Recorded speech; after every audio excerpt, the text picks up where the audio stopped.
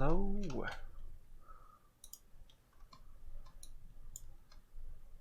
Let's put a little music in there.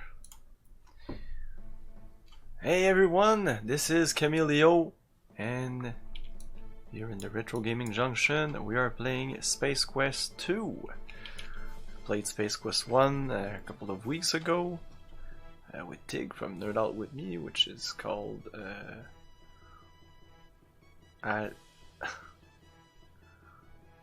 something in the attic. Man, I really prefer their other name.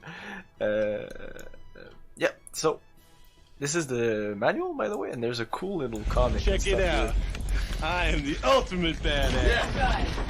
State of the badass art. You do not want to fuck with me. Hey, level 1. How's it going? So, okay, the adventures of Roger Wilco in Space Piston. Okay. Life Pet. Anterian Slime Devil. Irk your parents. Wear on your lapel. Watch these cute little fellows slither across the floor and leave a rainbow-colored trail of slime wherever they go. No feeding is necessary because they absorb xenon rays in the atmosphere. They are very affectionate and will leave only a minimal amount of droppings. Pour sodium crystals on them and watch them implode. Their acidic entrails will burn through anything. Outstanding educational and scientific value. Great for a young naturalist. 1 pair, 6 buckazoid. That's not expensive. Propel your voice into compartments under your sleep chamber through outer space. Make aliens talk and other tricks. Fools the whole gang. This tiny instrument fits in mouth completely out of sight. Do amazing Terrabeast and swamp creature imitation easily. It's a humdinger. Comes with complete instructions. Incredible shrinking tablets. Amazing scientific principle. Simply mix these flavored little tablets in your friend's soda pop and watch as they shrink down to practically nothing. Make your friends eat out of your hand. You can squash them, trap them in jars, etc. Perform magic tricks, stage wrestling matches between your shrunken buddies and your pet mice. You can even make the neighbor bully look up to you. Order now, really works. Death Ray Specs. Scientific miracle. It can be true, but just look for yourself. Death Ray Specs dissolve skin and bones, disintegrate clothes, even pulverizes punks. The girls will never trust you with these, but let them look for themselves. Watch them evaporate their boyfriends. A great way to break up relationships. Amaze your friends, scare the living daylights out of your enemies. Regular sized glasses with built-in laser device. One size fits all, 3 buckazoids. Fake space barf. Looks and smells like the genuine thing. Gross out teachers, stewardess, and waitresses. A great gag for all occasions. A variety of flavors including pizza, meatloaf, and orange twang. The Dwink that went to the moon. The Dwink. Nuclear explosive cigar loads. Boom. Loads of fun. Easily ignites. Watch pop. Hit the ceiling when he fires up a cigar. A great way to tweak unwanted smokers in restaurants, planes, etc. It's a blast. Blow away your friends. Box postpaid, 5 buckazoids. Blood curdling spider droid. Oh, is that a spider droid in the first one? I think it is. Climbs, crawls, dances, taunts you in midair, makes creepy sounds, eyes glow in the dark, spits phosphorescent venom 10 feet. Scary fun. It's life size. Terrorize your buddies on those dark, scary nights. Seems so alive, so real, it even fools other spider droids. Comes in authentic, natural colors. Hideous fangs. Take it with you wherever you go. Guaranteed to shock everyone. Okay. 2001 things you can get for free. 2001 things you can for free. Complete list for only 2 buckazoids. Available free by transmitting to different manufacturers, organizations, associations, etc. This tells you where to get big buckazoids worth of free samples. To get big buckazoids worth of free samples. Okay. Gifts, foreign coins, maps, etc. Also tells you how to write a 2001 things you can get for free. add that you can list in your favorite comic book to rip off lame brain morons who fall for stuff like this. As for free things, 2 Buckazoids. Super Speedy Order Form. Mail to Jipazoid Novelty Co. Ubisoka blah blah blah. Name address. Please allow for to it.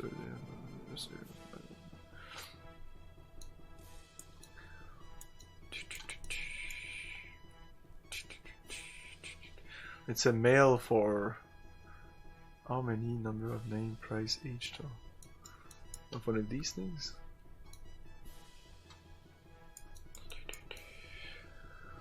As you recall from our last episode, our hero sanitation engineer Roger Wilco had foiled the dastardly plans of the evil Sarians by destroying the secret star generator. Hey Ripley 1979! My all-time favorite Sierra series, I love it. I also love, I'm a really big fan of Space Quest. I don't like King Quest compared to, I mean, I tried King Quest a bunch of times and I like a couple of King Quests, but pretty much all the Space Quests. This is like my least favorite. It's still good, but it's kind of my least favorite. Destroying the star generator, that was in the first game. Phew, talk about a close call.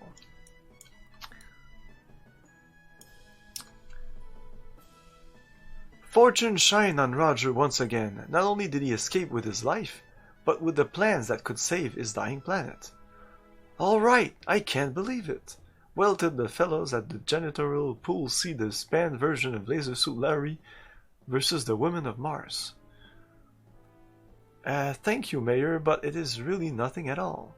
For your uncompromising heroic, we bestow upon you coveted Golden Mop Award, a token of our eternal gratitude. Whoa, look at those forearms. Wonder if he's singles. Ooh, right on, Roger. Say, have you always been this blue? Well, it all started when those Sarian slime crawlers blasted their way into our ship. Our crew was taken by surprise, but my inner fortitude told me to wait for the right moment. Let's smoke them. There remains yet another life form, sir. Scotty, if you're listening, beam me up now. How's this for flossing, barf breath? Clean. What? I don't remember that. Clean. Let's sanitize these Sarian slime buckets now. You're all washed up clean. Ah! How about me boring you another orifice, big mouth? Oh no, I'm quite, yeah, thanks. Thanks what? Suddenly Roger displays his lightning quick reflexes from years of mopping that tight corners. I knew those 52 episodes of Kung Fu would come in handy, but battling the Sarians was only the beginning. Blaff, blaff, blaff. Can I get a quote on that? Can I quote you on that? Hey, I'm not that kind of guy. Blaff, blaff, blaff. Well, it's been a real blast, but... Blaff, blaff. I gotta take off. Blaff. Roger descends to take a closer look. No pulse. No breathing. No vital signs. Well, what's the deal? Barn, is that you? What the fuck? Hey, can anyone lend me a hand with the Zero logo? Armed and ready, Wilco exits stage left. But that's not all. Let me tell you about the nightlife in Corona. Phew, talk about wild. Ooh, we love you, Raj. Hi, Mom.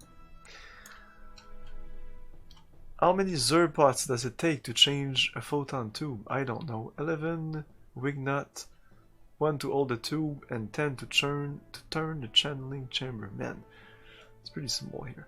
Roger enters the Coronian Palace to finally relax after a hard day's night. Check out the action that just walked in. Nice biped material, eh? 1 brew later.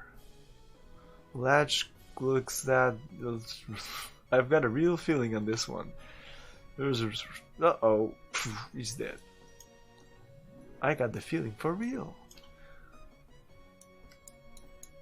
Now let's read this. The insult that made a humanoid out of Boyd. Hey, quit kicking that moon dust in my old face. That, oh my god. That humanoid and the worst nuisance on the beach. Listen here. On your face only, you're so skinny you might dry up, and the big bully will get even sad. Oh, don't let it disturb you, little boy. Little boy. Sucks. I'm sick and tired of being called a sissy. Carlos Fada says we can give me a real body. Alright, I'll take a gamble and get his free book. I take Fatless along to do this for me. What flaxors that body won't push me around. That bully won't push me around again. There's that big jerk again, showing off in front of Metallica and the girls. Well, it's my turn this time. Kapow! Now it's your turn to dry up and float away. Oh boy, you're real luminous. It sucked. 2 brews later. Gee, portal sucker. No, what? Me? You call me what? I think Roger should have paid more attention to the ads in the comics. Terrump. Real brews later. Crutch. Har, well I guess that just proves I can take it on the chin with the best of them anyways. Once rinse clean later, I found myself on a Sarian spaceship in need of a quick disguise. Oh, they kind of skipped the part there. Gosh, this 16-day protection sure isn't what it's cracked up to be. Roger finally begins his search for the star generator. I know they've hidden it somewhere, but where? Like a Sarian piston with pulverizing fist of steel, Roger fires one up. Eat latex! Nervezoid! Once again, Roger narrowly escapes disaster. But there's another part here. Right here. I love all of them, but Space Quest 3 is my favorite. Such great times playing it. Yeah, Space Quest 3 is my first Space Quest. And not much later. Pretty much the first, like, point and click, at least with a parser interface. Not much later, Roger's Mega Epic becomes a multi-buckazoid multivision.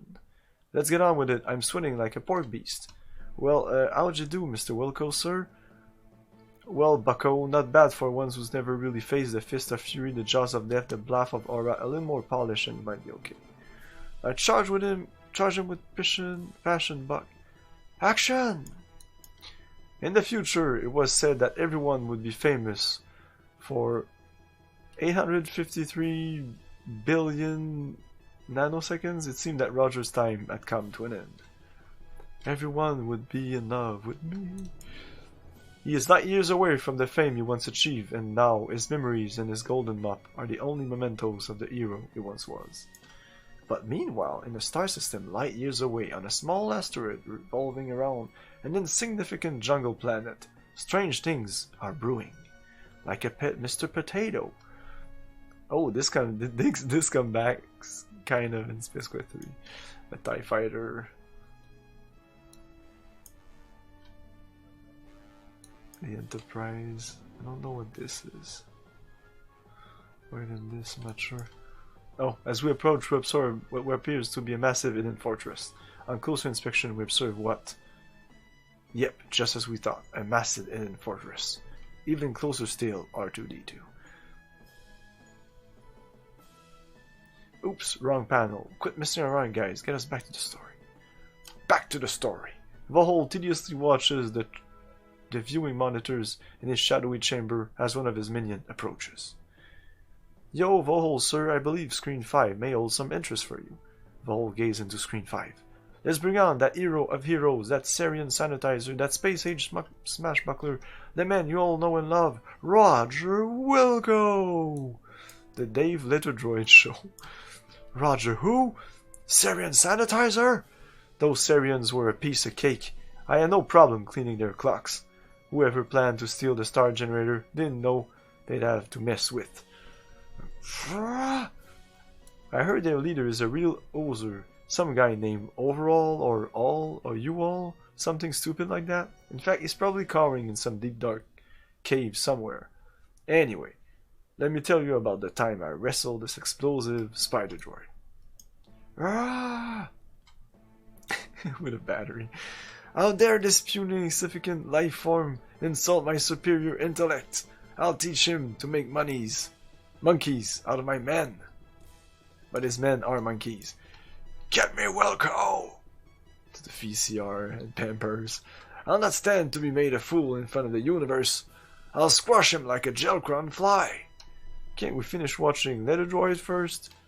Don't question me, banana breath. I said move. My army of mercenaries will seek you out, Wilco, and soon you will be at my mercy. Baroom. With years of hatred embedded within him, Vohaul vows to enact his insidious revenge upon the innocent throng inhabiting the universe. Suddenly, he curses the scientific community which extracted him eons ago. Little do you realize, Wilco, that the plan you accidentally foiled was nothing compared to what I'm about to unleash. Soon, thousands upon thousands of my genetically engineered life insurance salesmen will be projected against your galaxy and its people. Nothing you or they do will stop my clones from knocking on your doors. And they won't take no for an answer. And that is all. Let's start the game now. Let's stop the music now.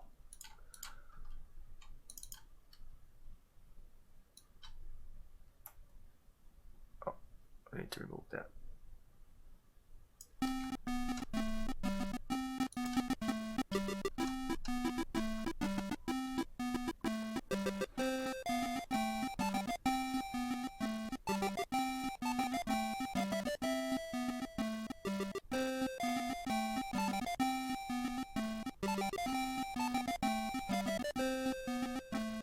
Designed by Mark Crow and Scott Murphy.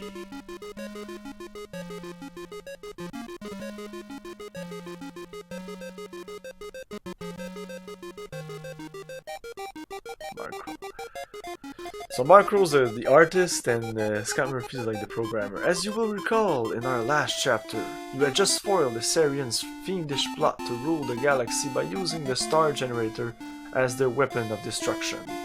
You became a hero by saving countless lives and returning the Star Generator technology into safe hands. Life was beautiful. Whoops.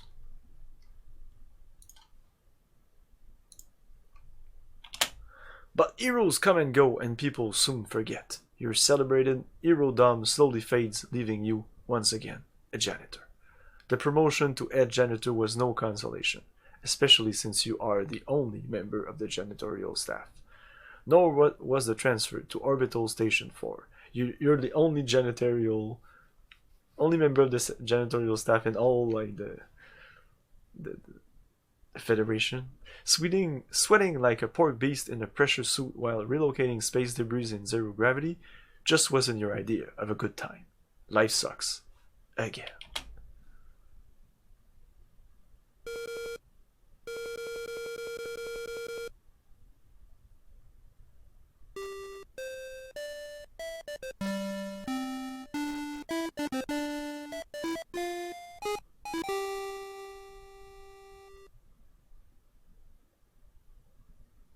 To log for duty, please enter your name below. I'm gonna put in Roger because his name is Roger. Orbital Station 4 is one of many orbiting Xenon, your own planet. It is a transfer point for travelers seeking transportation to the various planets on the Ernon system. By the way, that comic came out a little later. It was like a repackaging of the Space Quest 2. I think it came out about when Space Quest 4 came out, something like that. So that's why they're talking about Roger Wilco, because when Space Quest 2 came out, it wasn't really Roger Wilco yet. That came in the third one, I think. Orbital Station 4 is one of blah blah blah. As we begin this chapter of our story, we found you, Roger, ace janitor, doing what you do best.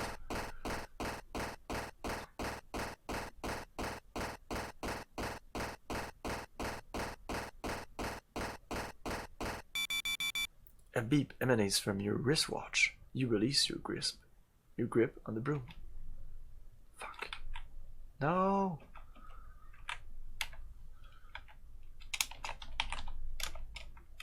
Okay. The broom floats away, never to be used again. That makes the third one this week. Wait till your boss finds out. No, I need the broom. Broom.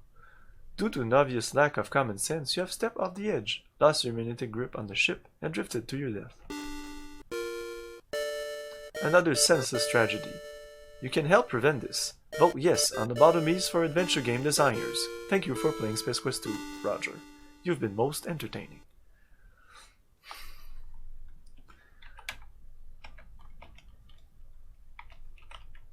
Okay, so look around. You are working outside Xenon Orbit. This hasn't been completed. You have sent out okay. Look around. Sometimes it says something different. Station. Okay, look, watch. Press F10 when done. Press H. Oops.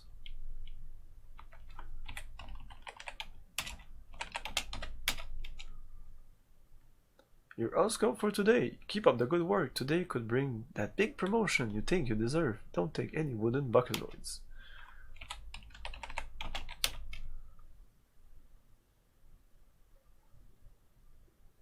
Roger, get in here on the double.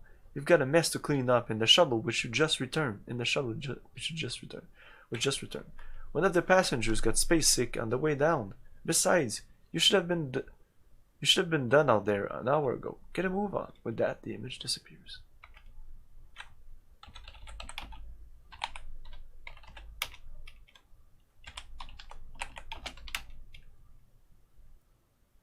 Time, temperature. F10.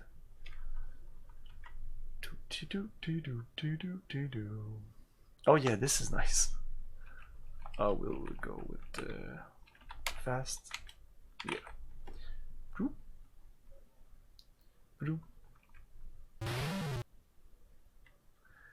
You are whisked away to the airlock chamber. Stand by for decontamination.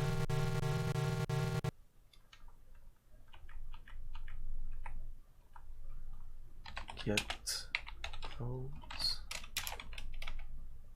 Cool.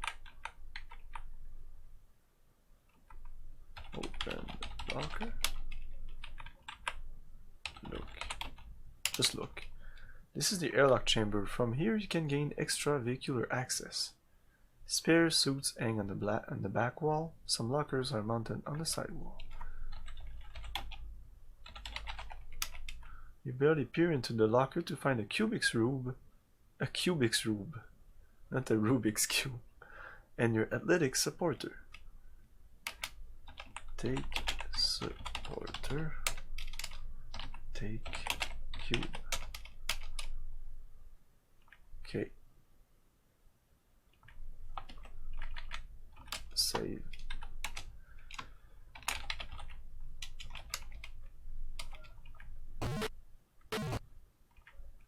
Look. You are in the transportation control room. The room is abuzz with activity as the automatic transport tube is accessible from the walkway. It's about time you got in here, Roger. Head for the shuttle bay.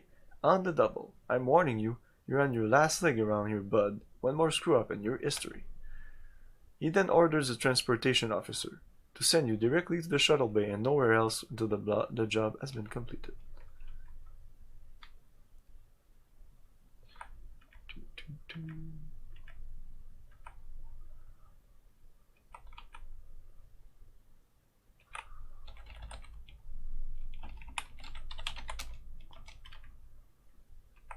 Oh.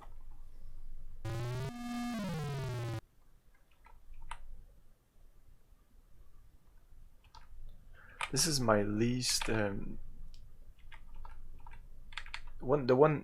first one and the second one I've played less.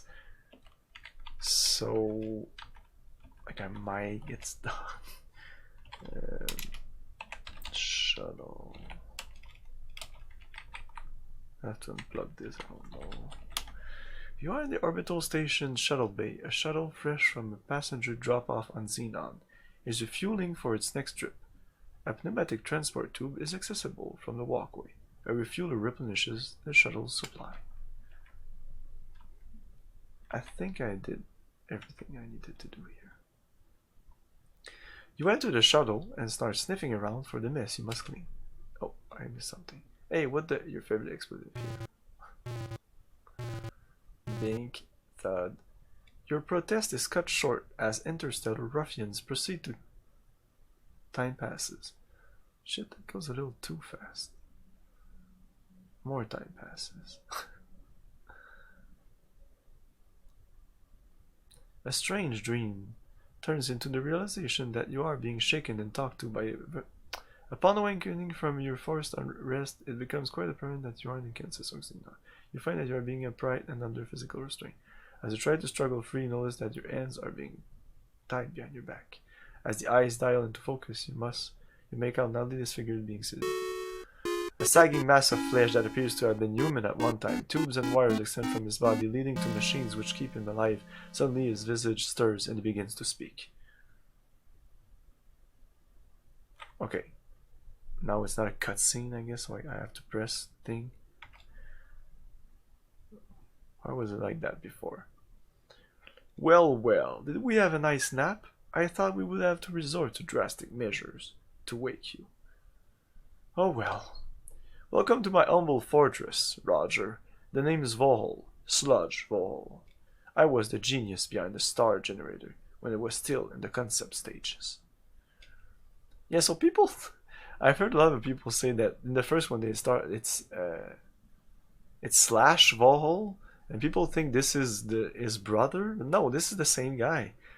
I was a genius behind the star generator when it was still in the concept stages. So it means it's the guy that gave you the code at the beginning, isn't it? Wasn't he slash Vohaul? I don't know, maybe not. It was to be my ultimate war weapon until some sissy pants scientists decided it would better use saving lives rather than destroying them. What a waste of technology. Excuse me if I sound bitter. Anyway, you ruined my Syrian operation. Thanks for the raid, Retro Renegade!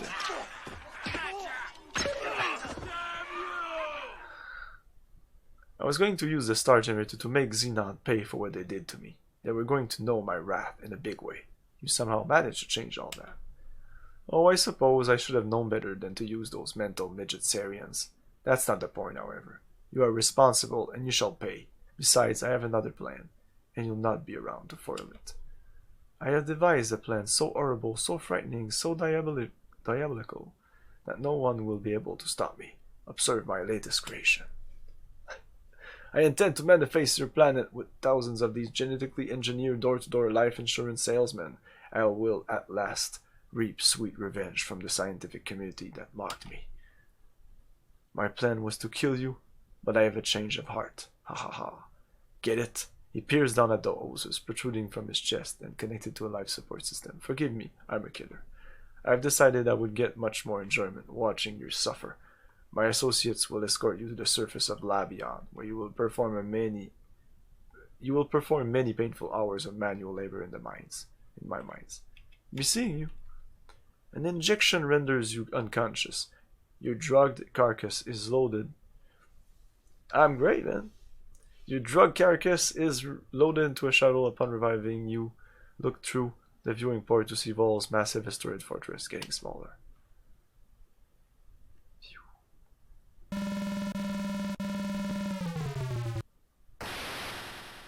After touching down on a giant landing platform, you are ushered to a hovercraft waiting to transport you to the mining site.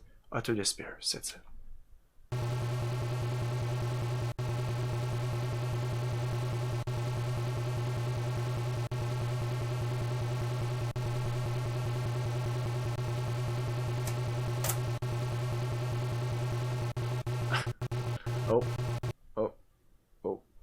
Uh-oh. Oh, great. I suppose we're out of fuel. Way to go, Gorf Breath. Don't blame me. It was your turn to fill up. You're always forgetting to do it. Wait till the master finds out. You're in big trouble. Hey, don't talk to me that way, you slime bucket. I filled it last time, Dip. The argument between the two guards is cut short as gravity reasserts itself.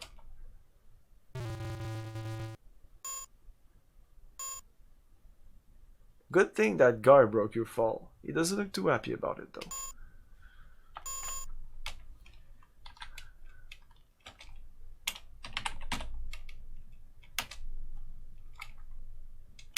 Yeah, yeah, you didn't have much time. Okay, sorry man, I was concentrating on the cutscene. I wanted to finish that. Oh, something just appeared in the bushes back there. Did you see it? Oh, I need to push the thing. Look, you seem to be a rather exotic fortress. The growth here is unlike anything you are used to. On the ground lies the wreckage of the hovercraft you crashed in. Nearby are the bodies of your former captors. Look, crash or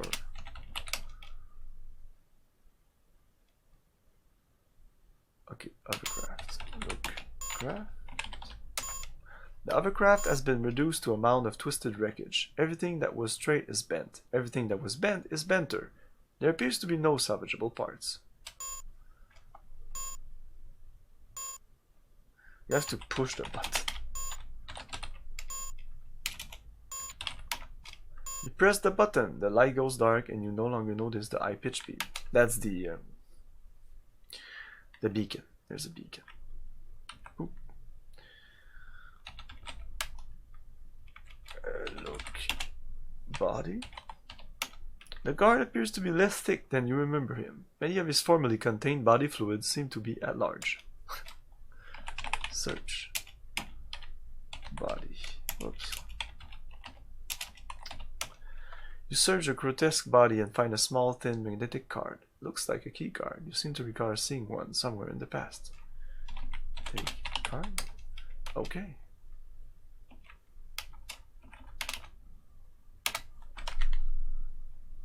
Let's go here. The foliage here is much too dense for you to pass through. Okay.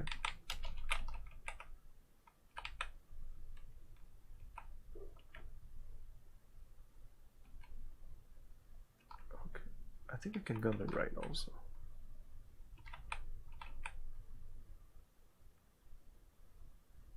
Ooh, that little guy. Seems so happy about it. Holy jeez, boy, that mushroom thick thing sucked you clean up. You can't move a muscle nor see a speck of light. You begin feeling waves of tingling warmth and moisture. Suddenly, it's not so bad in here. Wow, check out the colors, dude. Your body and mind enjoy the short-lived buzz that is a side effect of the lethal poison you are now marinated in. You are oblivious to the end. Not a bad way to go, actually. But it sure is early in the game. I had high hopes for you. They said, who? Roger? Not a chance. That jump won't last 20 minutes. I said, no way. Roger isn't that lame. So anyway, don't make me look stupid too. Thank you for playing. You've been very entertaining.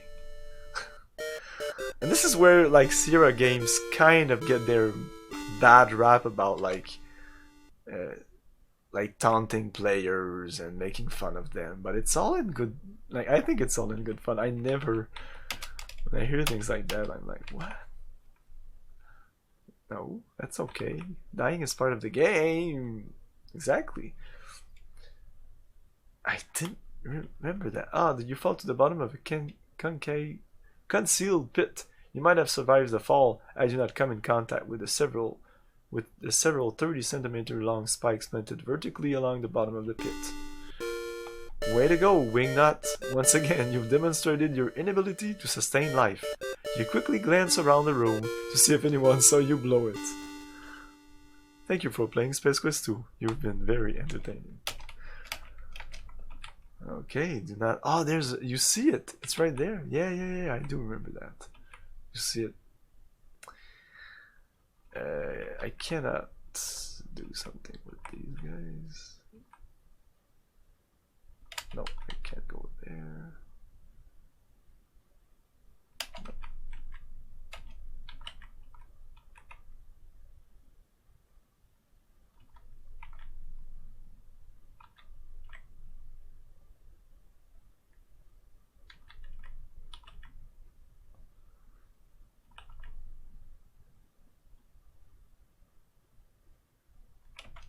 No, up. Oh. From somewhere to the east, you hear a twang followed by a high-pitched shriek. Yes.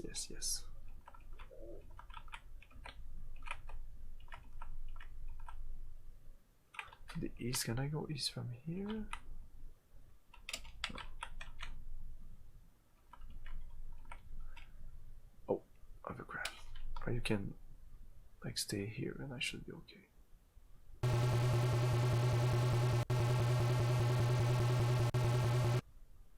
Whew, that was a tense moment. Vohaul's dog failed to spot you and is off to search elsewhere.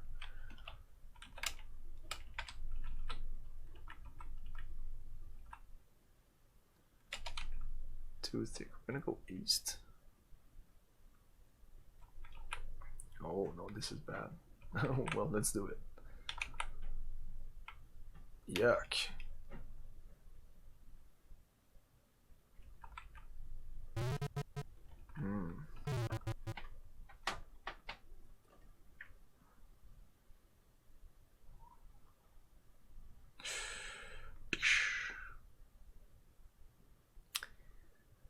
You feel something slimy climb down on your leg and pull you beneath the surface. You struggle in vain to free yourself. Unfortunately, your desire to breathe results in the intake of a large quantity of swamp water. If the lack of oxygen hadn't killed you, the taste of the polluted water would have. You're dead. Better luck next time, Roger. Way to go, Wingnut.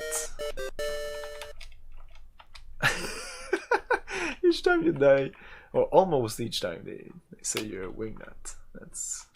What's a wingnut? Wingnut. Oh yes, I need to post something. I haven't checked in my inventory. Order form, dialect translator, puzzle. Yeah, I think you can click on them. No. In the third one you can click. The mouse is kind of useful in the third one. Not super useful, you don't need it at all. The dialect translator, that's from the first game, by the way.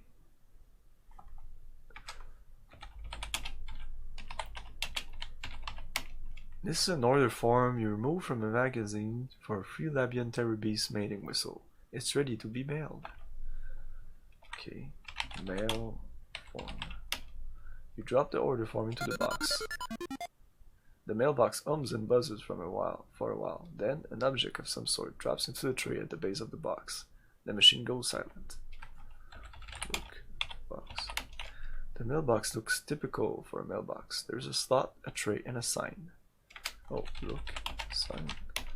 That does not appear to be rain. Sign. The sign says Radical Express when it totally, no doubt for sure, has to be there a while previously. Okay, take the box or take the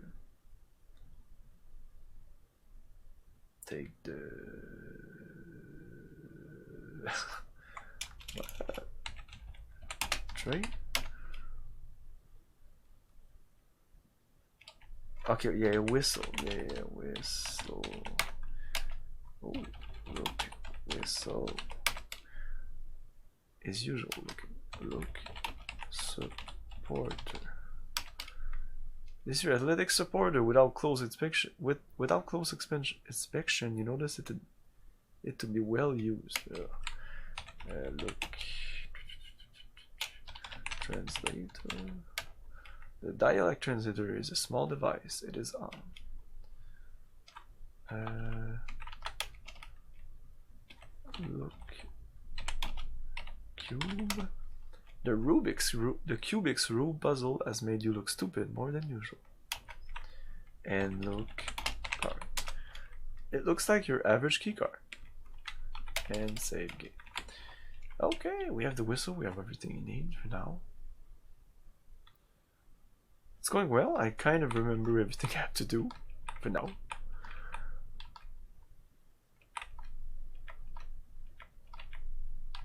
There's not that many actions doing this game. It's kind of a short game. Same thing with the third one.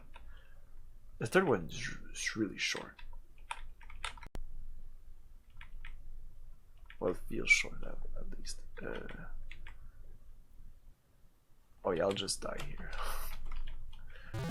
You seem to have kicked one of those strange little spores.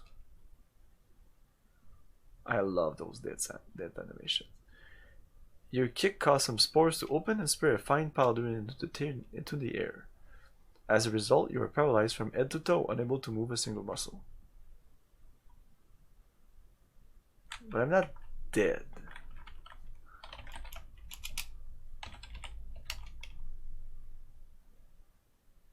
Due to paralysis, you are only capable of displacing air. But you don't die from this. This is not a death scene, per se. You need to take spore. You take possession of one of the spores, being careful not to mistakenly break it open.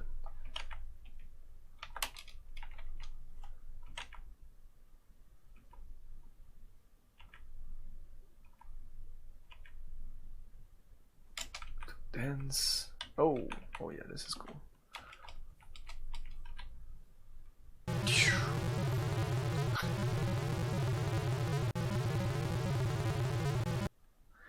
God, Good, you've succeeded in establishing contact with one of this planet's life forms, and it looks like you'll get to examine it up close and personal. The giant root-looking thing is giving you a guided tour of its digestive system. What you experience next is too horrible to describe. Let's just say that you die as a result. You are dead, trust me. It may please you to know that during the night you didn't digest well. For a while, gastric distress made it extremely unpopular with the other root monsters. Way to go, Wingnut!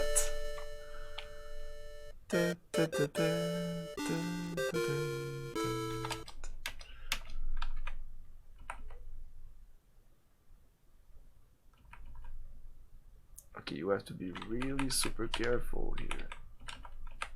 Yep, like, don't want to do that. Okay.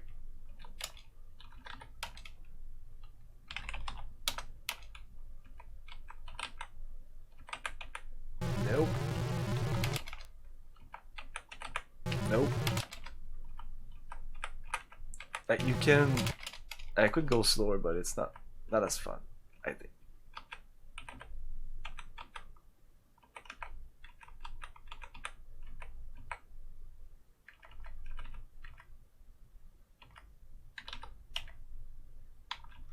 Oh.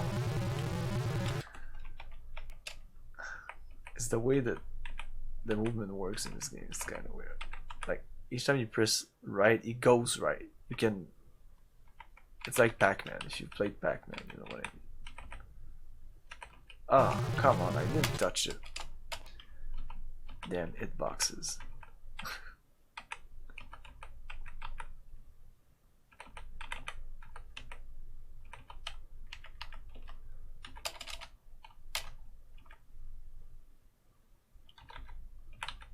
Ah, oh, come on.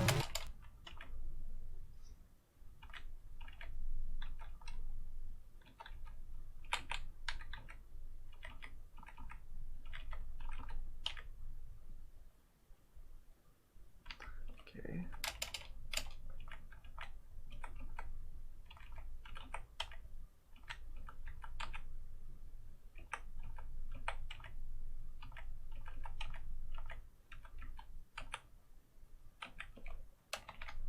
There you go. Poop. You see that? So funny. Poop.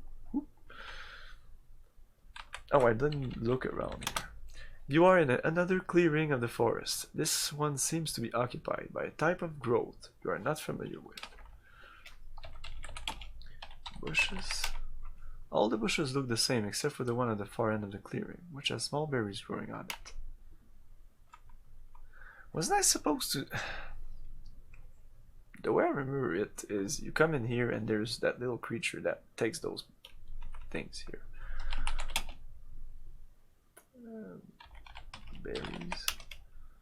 Take the berries. Odoriferous red berries. Look. Berries. Strangers are very pungent aroma.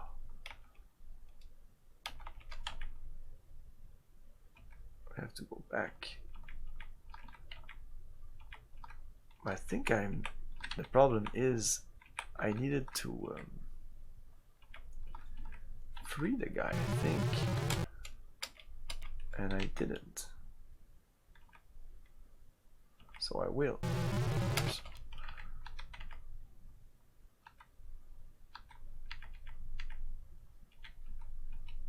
Anyways, you always take everything in the adventure games. You don't need to see the guy using it, but it helps in the puzzle aspects. Whoa, whoa, whoa, whoa, whoa.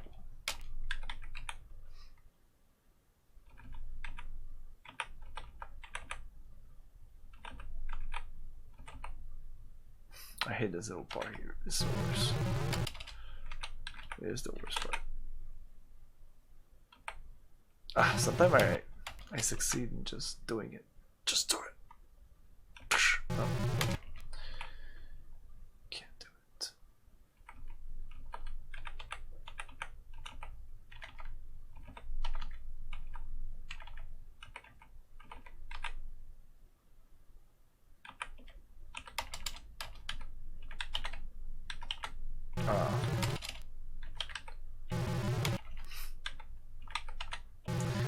Okay, I'm trying to go too fast here.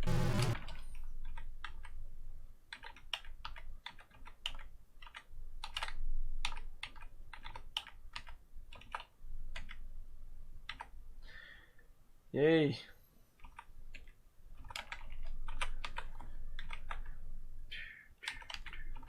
He's at the east, so at first I thought it was behind the water, but it doesn't make sense.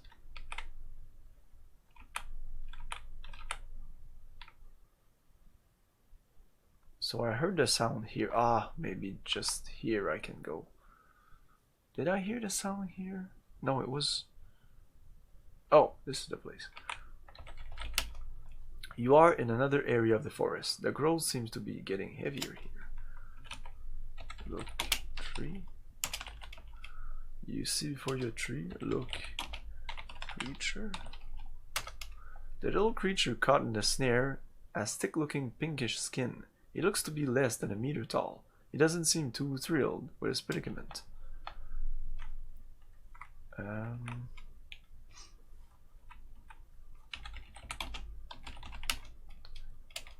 Brown and mauve.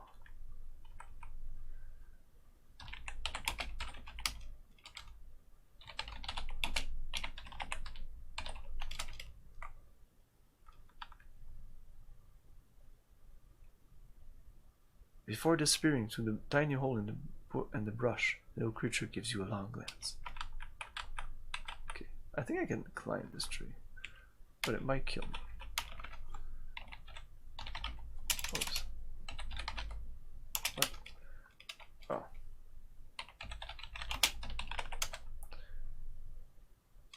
Oh, okay.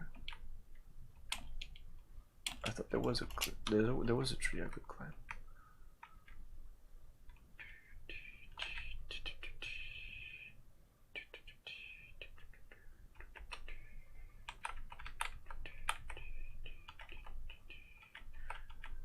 So I think the proper way to go here is to go left to see him pick up the berries. Oh, not here. Shit. Let's go back down. Can I drop here? Yeah. You're not picking yourself up off the ground after barely surviving a fall down a small cliff. I thought I would die. I was sure I would die. Oh my god.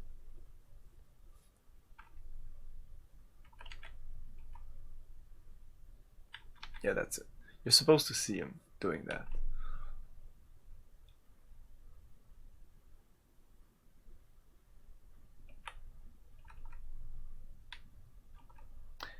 And I think when you come, it goes away.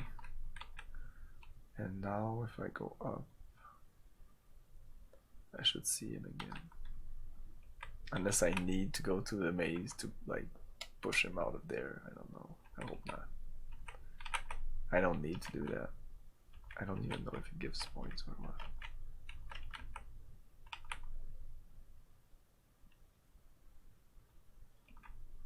Shit, really? I kind of want to do it. Let's drop again here. Yay! kind of fun.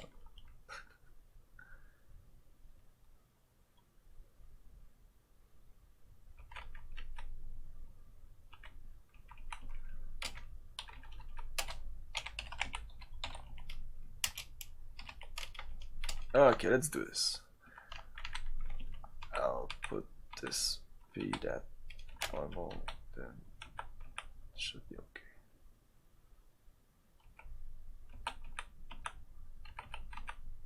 Okay, there you go. Nice.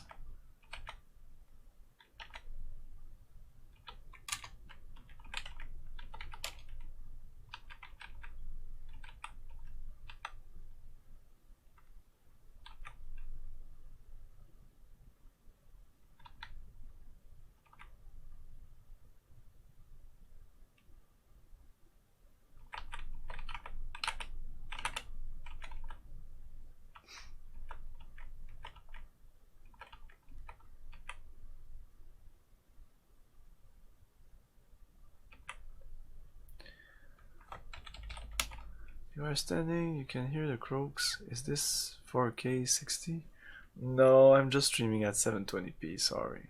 It is 60 frames per second. Swim life, okay. So it was doing something and you went into the water. No, it's not harder than Dark Souls, definitely not. But some people might argue. So what he was doing is rubbing the berries on himself. So that's like the first really hard puzzle here. Rubbing the berries on yourself. That's what you have to do here. They're pungent. So put 2 and 2 together and rub berries. Rub berries on myself. What a rub berries on myself. Rub berries on me.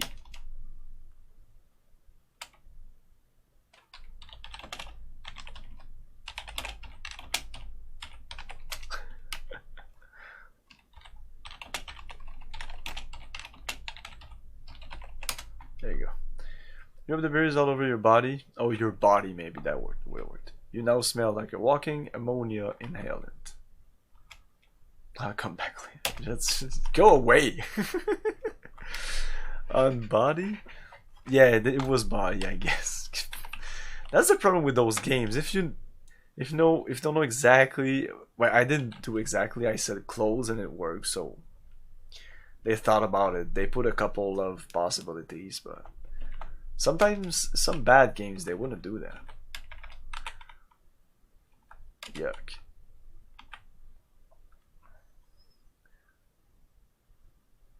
So we saw that little guy survive. Will I survive?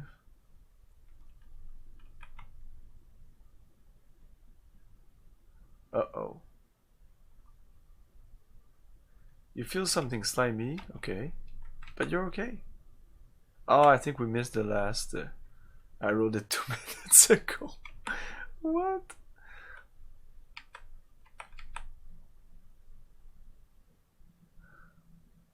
There is something else here though. Can easily miss. This is one of the things I would miss, and that I remember because I would miss it. You have stepped into a deeper area of the swamp. You are forced to swim. Ah, it's the only place. Wow. So yeah, only if you pass here. That's kind of cheap. A kind of cheap shot, I think, from the devs. So now we can like dive.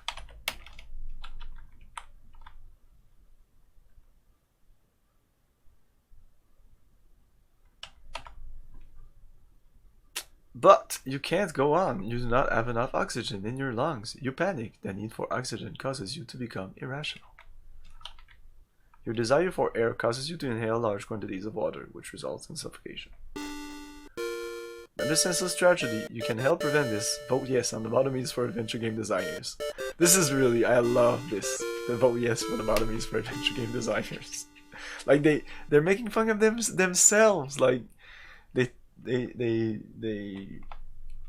say you're a wingnut, but yeah. Okay, so what you have to do is hold breath. You take a deep breath, filling your lungs to near bursting, and head for the depths below. And you also dive at the same time.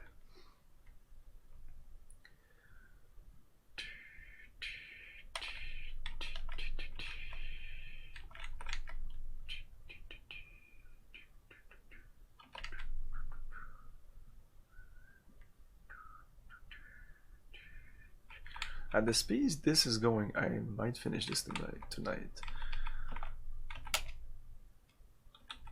So I guess we'll be starting Bisco History Wednesday.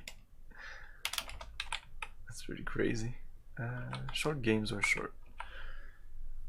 Look, you are in a small grotto below the swamp. A strange light dances off the walls of this cave. Its origin, a glowing gem situated on top of a boulder. Look at gem. Take gem. Look at gem. Gentle illumination. Remember, that's important. Vote yes for lobotomies. Hold breath. Wisely hold your breath before diving in.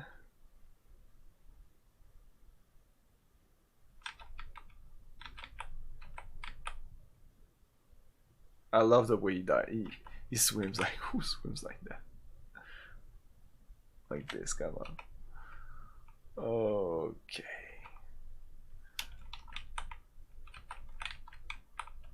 What's going on? Whatever.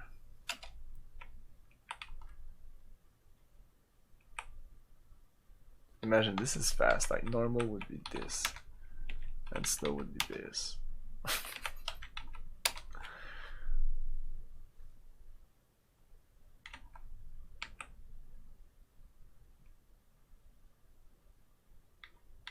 You're going to make it, Roger. Let's do it.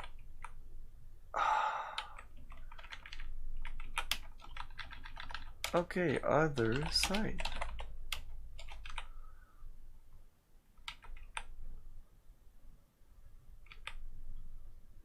Oh, this is where we climb a tree. But not this one. Too slick to say that. Let's go down there. Well. You smoothly step off the edge of this fissure. Gravity has its way with you, and you are sucked to the depths of the fissure at a very high rate of speed. Needless to say, you hit the bottom, and your mortal remains are redimensioned to the point where life is no longer an option. Will you never learn? Thank you for playing. You've been very entertaining.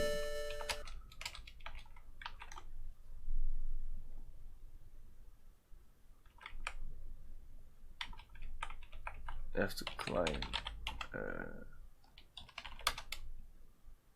Tree is dead and seems to be free of the slick secretion some of the others generate. You begin to shimmy. Isn't it shimmy? Shinny. You were up to the snag. And you do that for what reason? Crack. Like, how would you know that? Holy log jams, Batman. You almost ate the big one.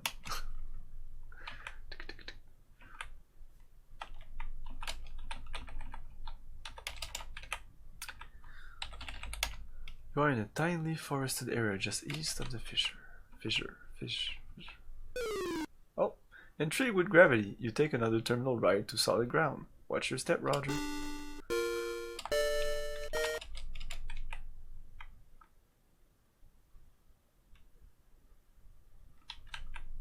There's nothing here? Oh.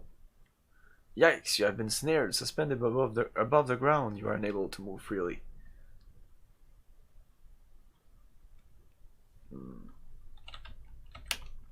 Not right now. After a while, the cerebral firework begins. Capillaries begin to burst under the strain. You pass out. Once again, time passes. And then, some more time passes. Imagine that your name is Larry. You are wearing something known as a laser suit, apparently made of 100% synthetic materials and proven to generate large amounts of static electricity. I skipped the thing where he said he was dreaming. While prowling a local known as the Land of Lounge Lizards, you spend your time badgering women at the area to participate in bizarre mating ritual, such as... Just then, consciousness begins to creep in. Your head begins to clear, and you realize that you have been imprisoned. Your captor appears to be that large oaf sitting near the fire. Captive.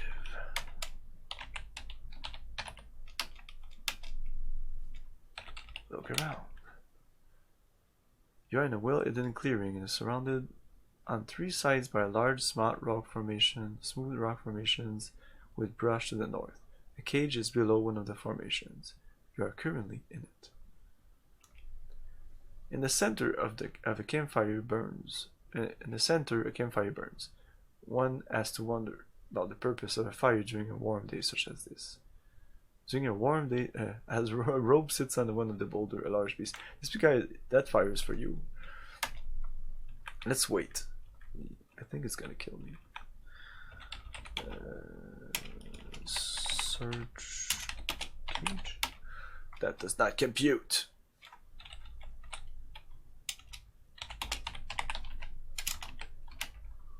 The hunter looks hungry.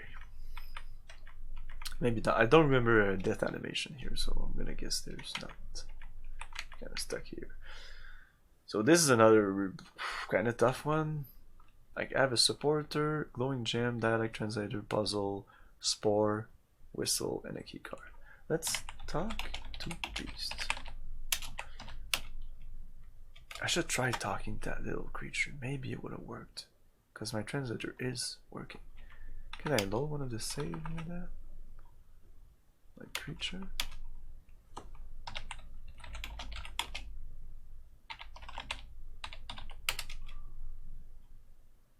Oh, I guess not.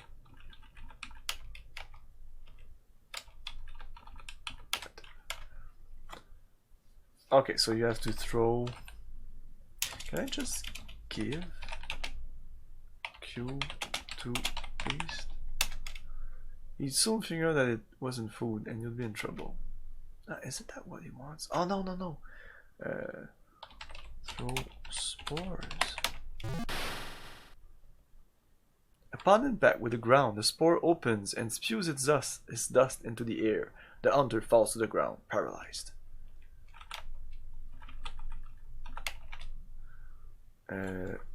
Look east. Search beast.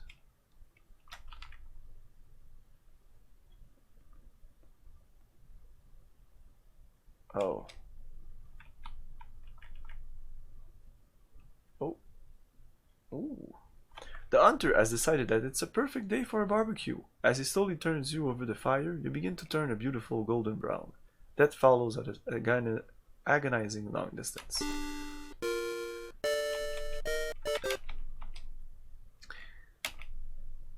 No, that's not what I have to do. I have to bring him here before using the spore, I think.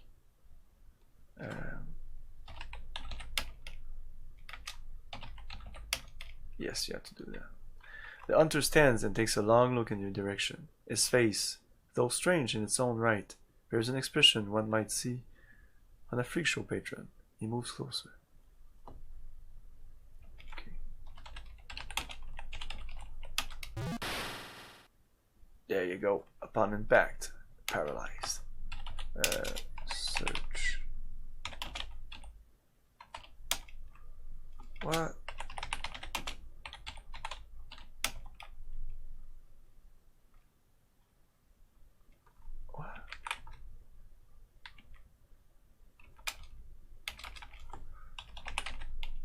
Ah, shit.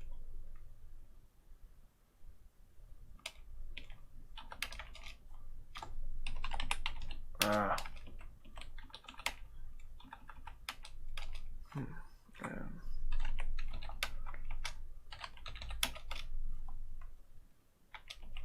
Let's save this.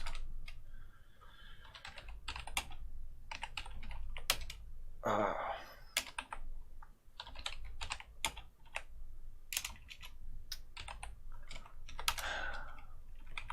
I'm gonna slow down the game.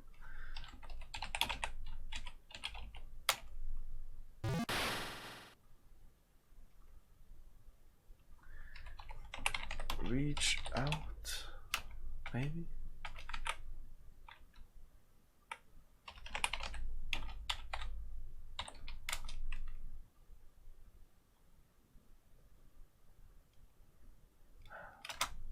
Take key?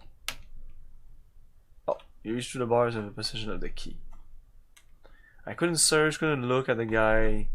Like I knew he had a key, but how would you know? Well, he's the guard, whatever. Open lock. You slip the key into the lock and give it a turn. The lock snaps open. Quick, quick, open door. Opens up. We're going to make it, Roger. Take rope. Grab the rope. Let's save the game. Let's go faster now. Whee! I think once he's down there, he doesn't go back up.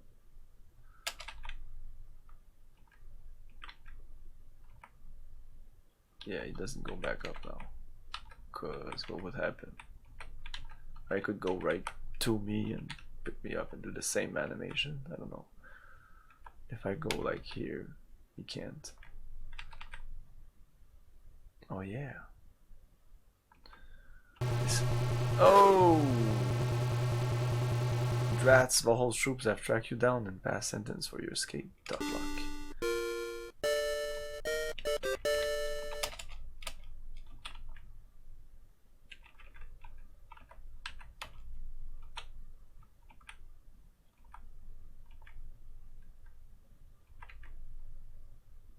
I think I have to do this. Or be quick about it.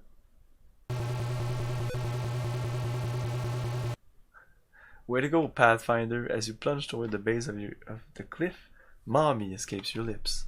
I'm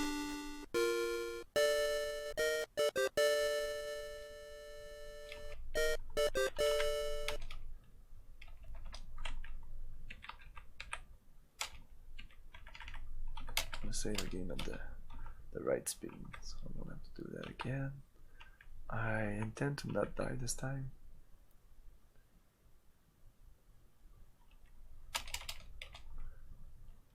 So you have to go back here. I kind of remember everything, even not more than the first one. I guess I do remember all the games and exactly how to do them. I played them a lot. I need to climb trunk or something, or like log or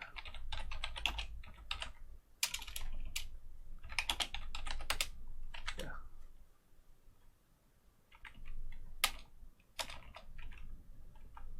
And now you have to. This is kind of tough. Like what to do now? You can go back there. You can even, like, if you miss the gem, you can go back to the gem. So it kind of reopens the area for you, but you have to use the rope on the trunk. What? Use or tie rope? Just tie rope, maybe. To the stump or to the log. Okay, yeah, that's fun. Tie rope on log. Oh yeah.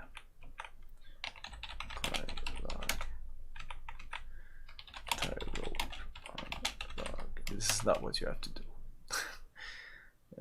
Go down. Climb down.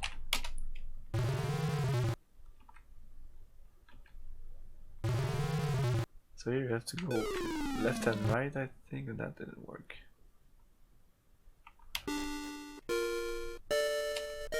No, that was not it.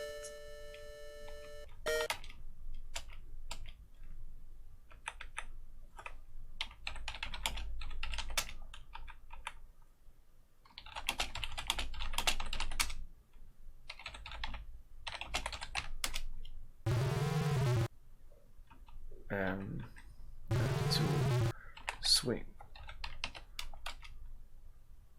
Oh.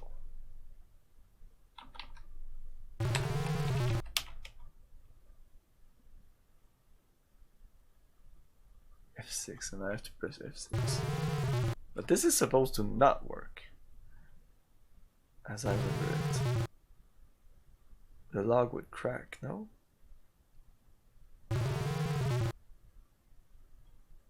He's gonna swing once, and then I press F6. But that worked. Weird. Worked.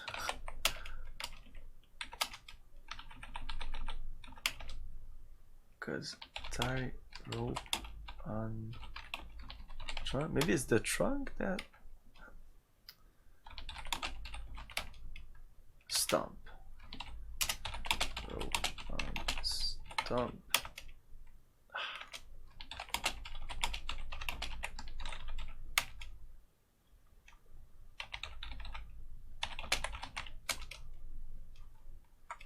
You add over the edge and on the rope.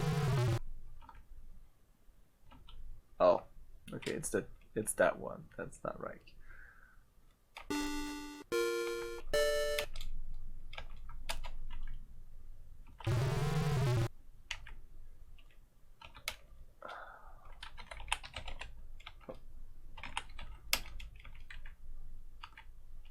So what do you do here? You use the gem.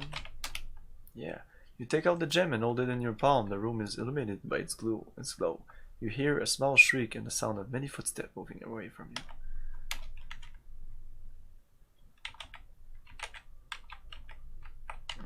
Okay. This is really cool.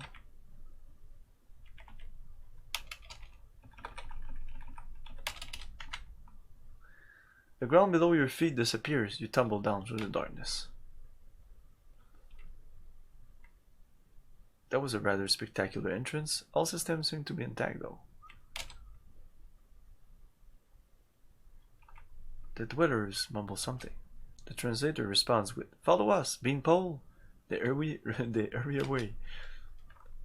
You need to take gem, super important. Take gem.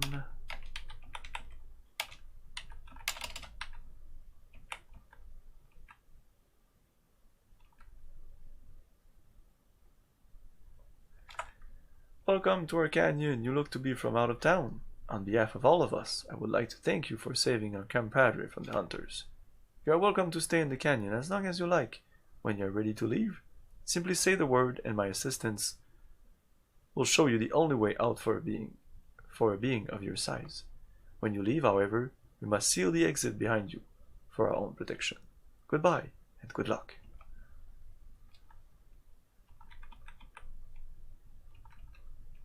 Oh, he said something. He said to say the word. You have to really say the word. I have to restore that and read that again just to be sure.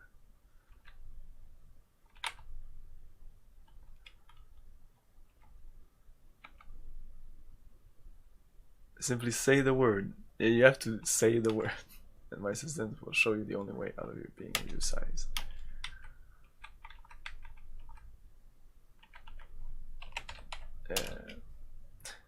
Say the word. And there you go. Okay, but before going in there,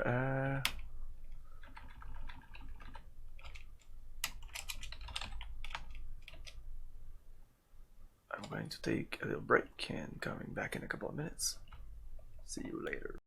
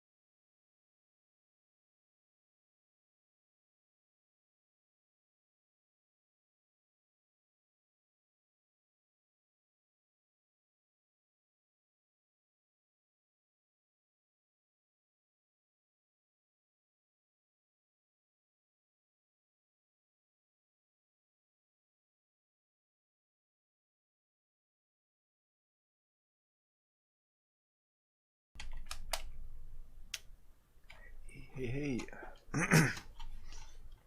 Okay. So down there. Is there something I can do here? It seems I can go to the left, but I don't think I can. The rock walls are too tall.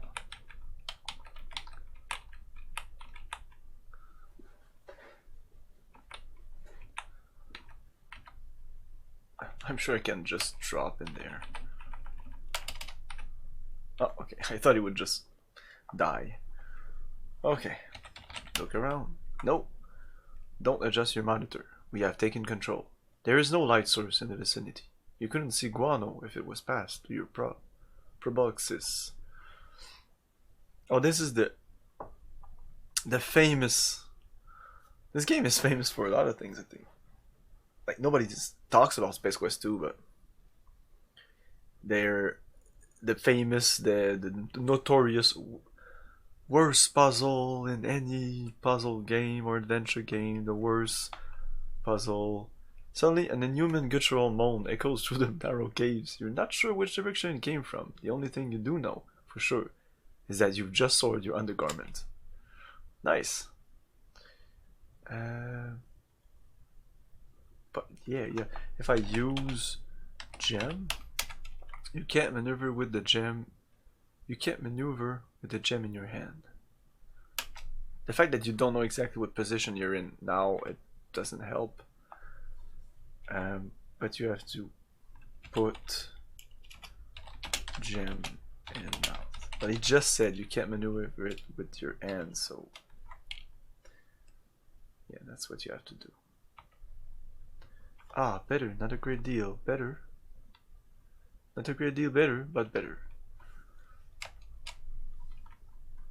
So yeah, I never got stuck in this puzzle because I went to my friend's house and he just played through Space Quest 2 like just poop. You just played through it. So when I replayed it, I didn't remember everything, but I did remember to put the gem in the mouth here because I thought it was so cool. It's like, ah, wow, cool. You don't just take things and open doors. No, you put gem in the mouth and you're gonna do another thing. I think way worse in a couple of minutes here. I have no idea where the exit is.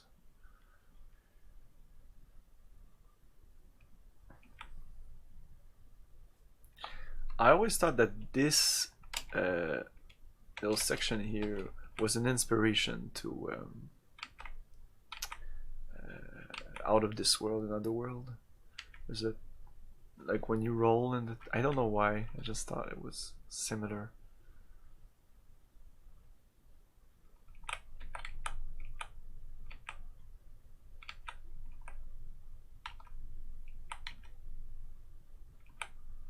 Pretty sure it's on the right, so I'm going right.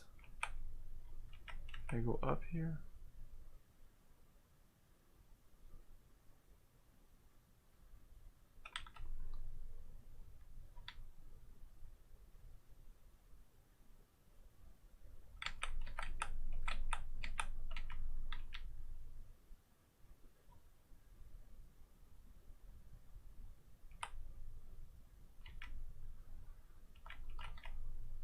Maybe it's not.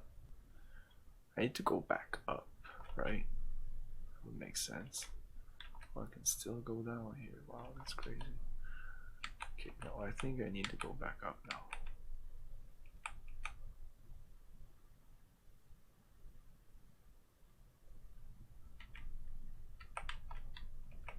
Go back down here.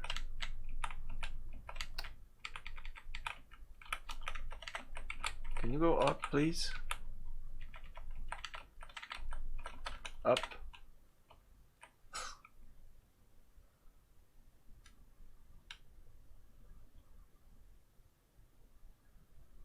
Okay, so that's a dead end, right?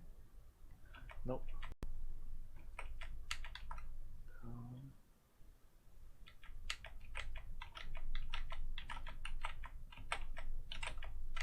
To get the right spot for it to work. Nope. Oh, and I'm dead.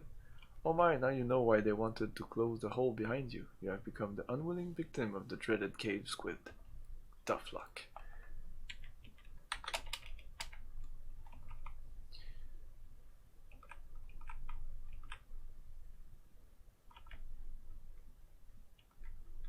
gonna follow the, I guess, the left wall. What's on my right? Oh.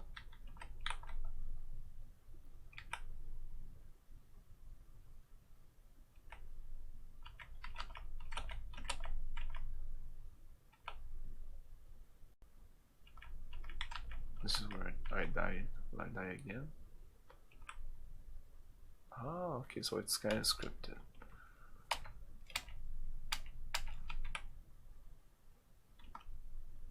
Let's follow the other wall this time.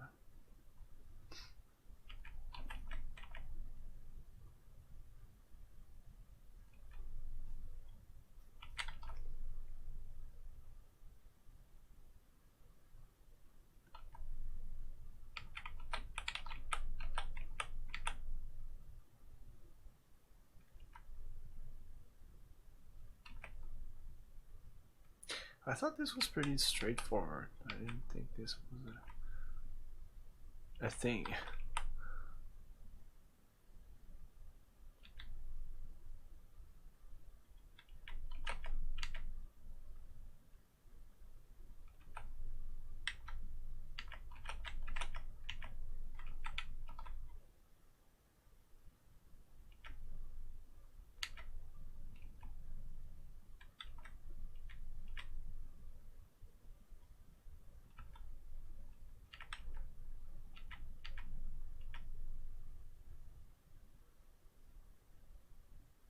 Oh, this might be it.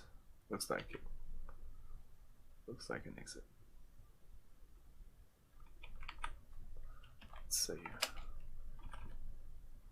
Oh wow, okay, you have way more than 13 than 12. No, down. I'm down. Let's go up. And I thought this would be the exit, but oh, maybe it. Nope. Shit.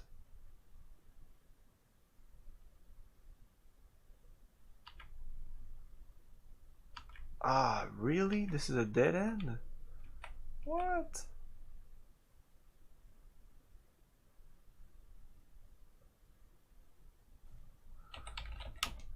See a rock while the glowing rock is very effective and cutting the darkness.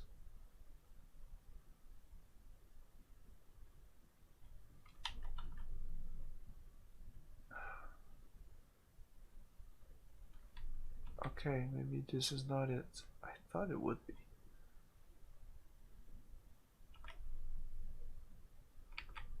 Feels kind of weird that this bar here is kind of way.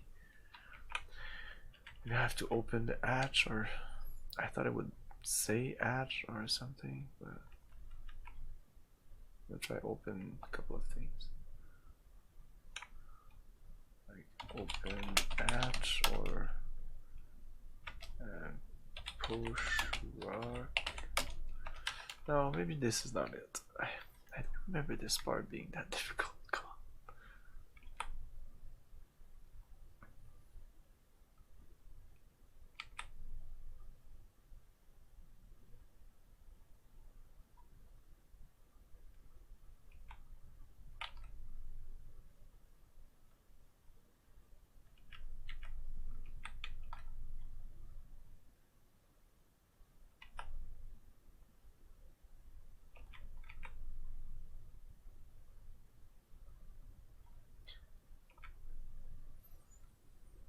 Okay, this is it. Come on, come on, come on. Yay! You have an opportunity to stand and spare your tender knees. The crystal clear water gives off a gentle glow. In abundance, it is able to light the room. You take the glowing gem from beneath your aching jaws. You notice it is overly moist as you slip it into your pocket. Yes, it is overly moist. Out. Look. This place is amazing. Beautiful subterranean waterfalls and cascades drop before you, filling the air with billions and billions of tiny misty droplets which tickle the cilia. The air is thick with revitalizing humid freshness. This message is also getting a little thick. I was thinking that. For some reason I want to drink the water. I don't know why I want to drink it. While it looks refreshing in a way, you are slightly reluctant to drink water that glows. Maybe some other time. Oh, it glows. Okay. Let's get in the water.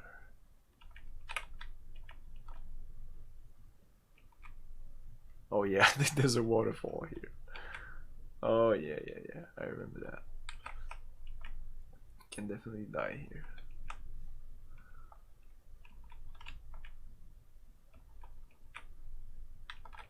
Okay, let's save. Water. I think this is the one I die. It would make sense to want to. I thought it would. Let's. I don't know. Let's try it. Yeah, this is bad. Uh oh, I can't control my guy. Can I look? You're in another chamber of the underground river. This area seems a little more alive with sights of sound and sounds of falling water.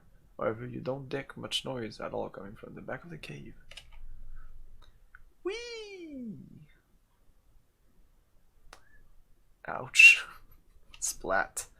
After caroling, you learn new words with the Space Quest. Off a pair of rock outcroppings, you find a final resting place at the base of the falls. Way to go, Wingnut!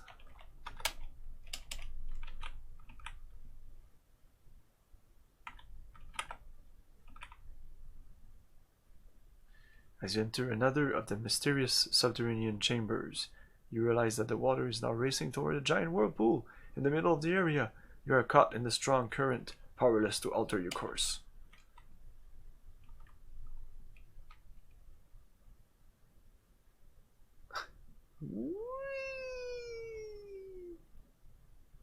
Sound of flushing. Your body is sucked down until finally you are able to resist no more and must yield to the overwhelming force. There's a VGA version of this, like a fan-based VGA version. I would like to hear a flush sound when he goes down there. It would be nice. Geez, that was quite a trip peering around. You find yourself back in the open again. I'm gonna play them eventually.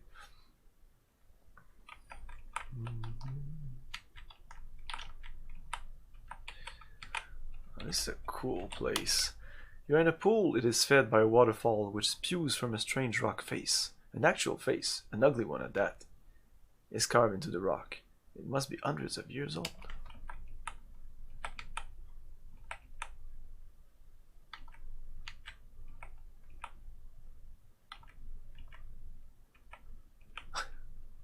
It's really splashing. Okay. Oh yeah, I remember this. This is a fun part. Fun part.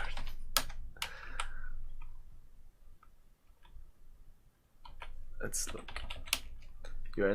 You are in a little clearing which is surrounded by large boulders and impenetrable brush.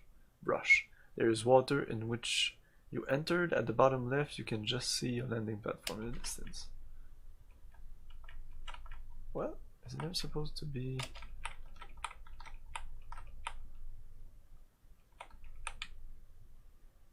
Oh yeah, this is another pretty crazy puzzle. It's now I have to use the whistle, I think. This is where you use the whistle. I just say. What happened if you use it anywhere else than this? Makes an odd sound. You hear an incredible whirring and grinding sound coming from the north. Suddenly, a Labian Terrabeast buzzes into the room like a tornado, and he looks like it could do as much damage as one. Phew! And you're dead. Bye-bye! Well, ain't that a hoot? That guy reduced you to a multicolored mound of coleslaw-like matter. Better than a Murphco slice-o-matic. You are dead, however. Another sense of tragedy.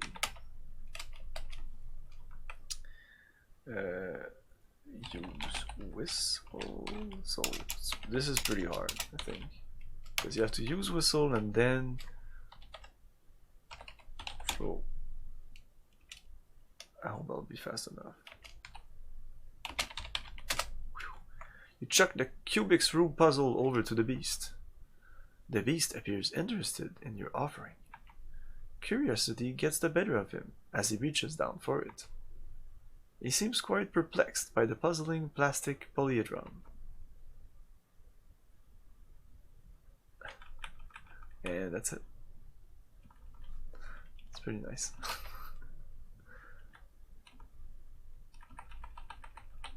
Let's go. Let's keep it there because yeah.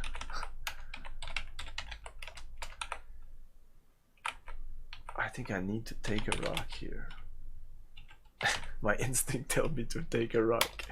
You pick up a small rock generated during the Terrabeast grand entrance. Again with the squish, squishy, squishy Roger. Okay, this is the worst part for me. This was the worst part for me. Worst part. The fun part and then the worst part of the game. Let's get shot at. Hey. Oh. Dang, allowing the guard to observe you was not very swift. He has disassembled you. Reassemble? Probably adding a little excitement to his otherwise dull day. And you sense this tragedy, you cannot prevent this. Vote yes on lobotomies for adventure game designers.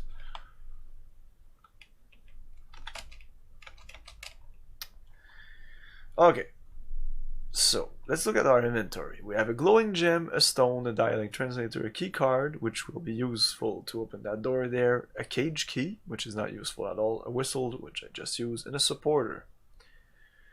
So, you have to use, and specifically, if I just, okay, I can throw the rock with the supporter. So use rock with supporter. Now it's gonna work, I'm sure, but no, it doesn't work. That's what the problem I had when I was young.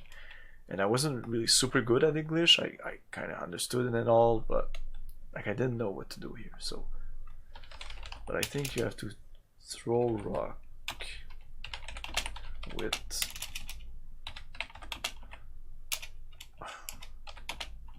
supporter.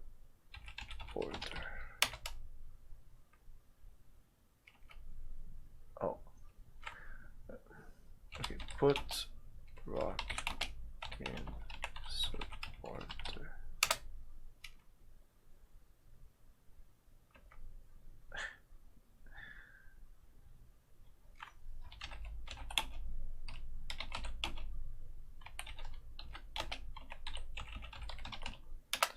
Okay, there was, maybe I misspelled something.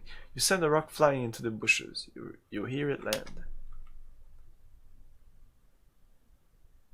Oh, I thought I would knock him out. Uh-oh. Okay, so you have to go. Okay. Oh, no, you have to. Oh, yeah, that's the thing. You have to throw rock with supporter at. And that was, like, for my brain, it was like, that did. I could like complex phrases like that, but like as a parser interface, like in the computer, like writing that, I was like, what? Throw rock with supporter at a monkey or guard? Like it took me a while before I even tried that. You clever use the elliptic supporter to sling the rock at the guard, make serious contact with the side of his head. We like the way you think. He drops like a lead parakeet. The ripe thought of impact is momentarily sickening. He is perfectly still.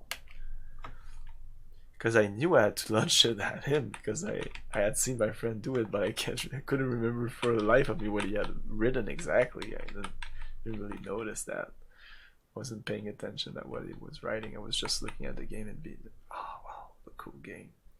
But I played the third one. But I don't think I had finished the third one when he showed me the second one. It took me a while finishing that third game. I will get back to that. Search body. You find nothing. So he doesn't have a card. So if you don't have the card from the body at the beginning, you're use card. Use card in door. Use card. Use card in door. That doesn't. What?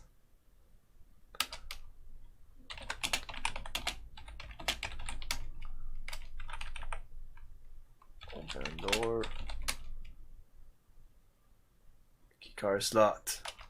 Slide card in slot.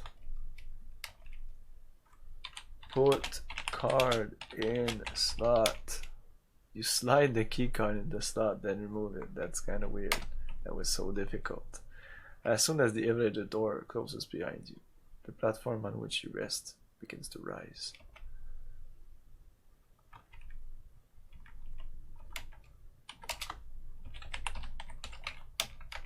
I like to make a lot of saves. Okay, open door. I don't know. Open. Look. Look around. You are on a landing platform. A shuttle sits quietly nearby. You see lush growth all around.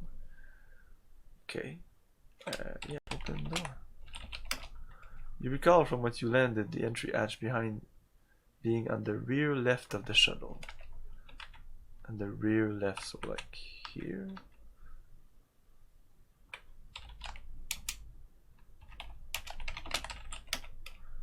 Open the hatch and then on in. Nice. Sorry.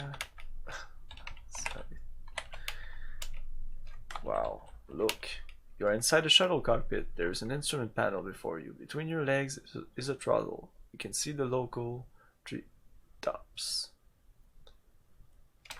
Look panel. Everything looks automatic. The panel is loaded with clusters of the system status indicators. There is a power button, an attitude dial, and a ascend thruster.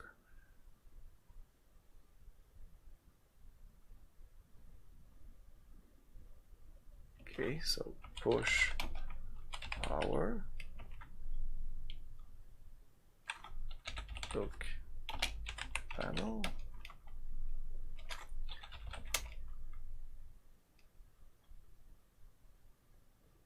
Look console.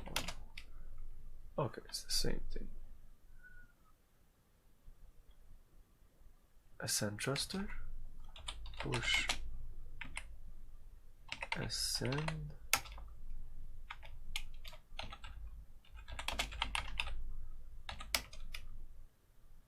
Ascent. Oh, ascent. Push.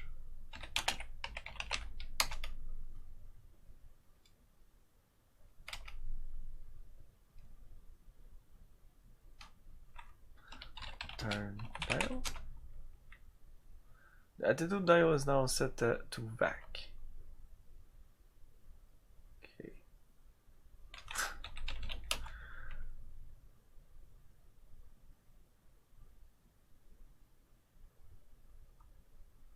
A monitor. Okay, look. Monitor. Ascent thruster is ready. Attitude system. Vertical control. Forward descend and back ascend. Oh, that's important.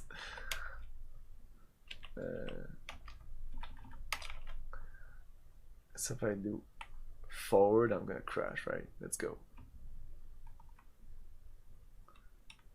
Oh no, I did the good thing. Let's go back. No, that's what? That's the thing. But the other one looked like I was going into space.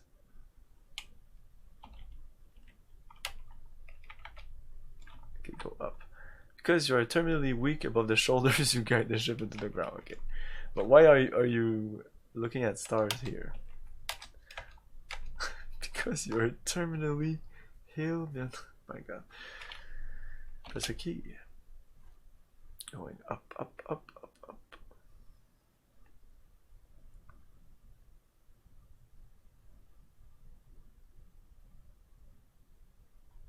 This takes a while. I do remember this taking a little while. We'll get there, believe me. No, maybe not. I know. Believe me, we'll get there. You're off the planet. Good work. A tone sounds. A soft synthesized voice notes that Adequate altitude has been achieved. Ascent thrusters are not ineffective. The monitor draws your attention again. Minimum altitude achieved. Press a key. Space. For a space quest, we weren't a lot in space, but look panel.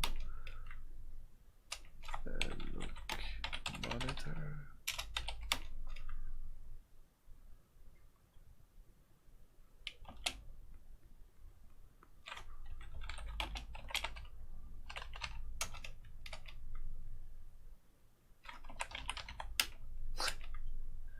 Oh, the screens are suddenly flashed with incredible herbal image of Sludge Vohaul. Hello, Roger. I've been waiting for you. Once again, my subordinates have failed me. Anyway, it looks like you'll be visiting me again soon. Don't bother trying to pilot the vehicle. I have taken control. You will be arriving at my command post shortly. I anxiously await your arrival. He closes with a chilling laugh. His image is frozen on the screens. The ship changes course as if it had a life of its own. All we can do is hang on.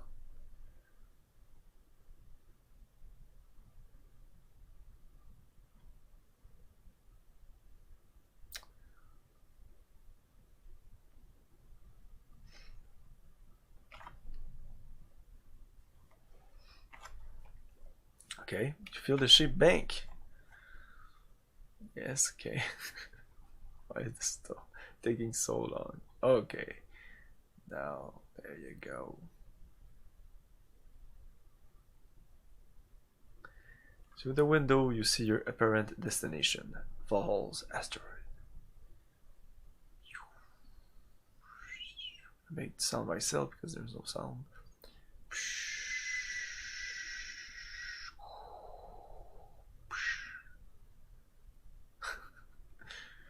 The massive bay door means jarring the entire vehicle bay. Okay. As you step down, the shuttle door slams shut behind you. You are quite surprised not to find several of Vohaul's guard waiting to greet you. You begin to ponder what the twisted scientist might have in store for you. Okay, so this is fortress. So there's a lot of things you can do here. I think you can go down. Well, you can go anywhere, but there's a bunch of things you need to do. Oh shit! Oh, we're dead. A barrier springs up before you. Oh. Another barrier stands in your way. Oh, okay. You feel the floor shift below. It's moving to the left. What? Uh-oh. Let's look. You are in an attractive tube-shaped region of the asteroid. At the moment, walls, doors, and barriers seem to be surrounding you. The floor is moving. Beneath it is a brightly colored liquid. Uh-oh. Ah, let's jump. This game is in a no jumping zone. I think that was because of the popularity of platformers at the time. Imagine, if you will, taking a bath in sulfuric acid and using pumice for a washcloth. After that bit of displeasure passes, it gets much worse as the acid slowly eats its way to the last critical organs. Finally, merciful death takes you. Way to go! On the right. I think I usually go on the left, so that's why I'm exploring on the right first. Okay, this is not where I have to go. Look. You're in a small capsule-shaped enclosure. Above the door is a digital readout, which reads level 1. The only other feature is a rectangular panel. Look. Panel. Panel is a vertical row of 4 buttons. There's a small engraving at the bottom edge of the panel. Read. Engraving. The engraving reads, Bobco Live Division, a subsidiary of Bobco Inc., universally famous makers of Nads Amster Tape. Boldly go where no man has gone before. Boldly go. Push 1. Oh, I thought you only had to do that. Look, button. Whoops.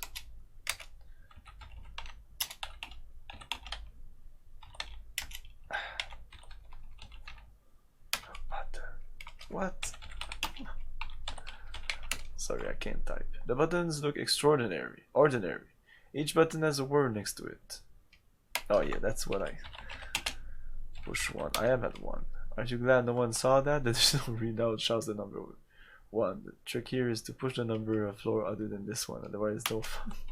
Yes, but I knew there was something funny. Push 2. Hey, wake up, there is no button 2. Oh, there is no button 2? Okay. Push 3, I guess.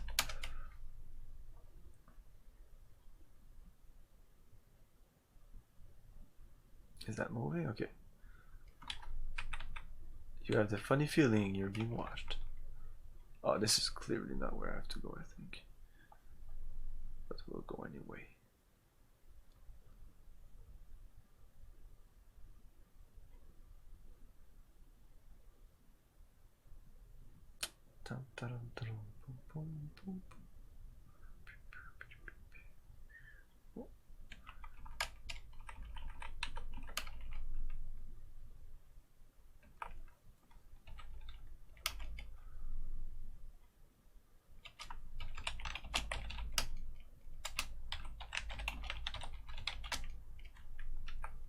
Aha!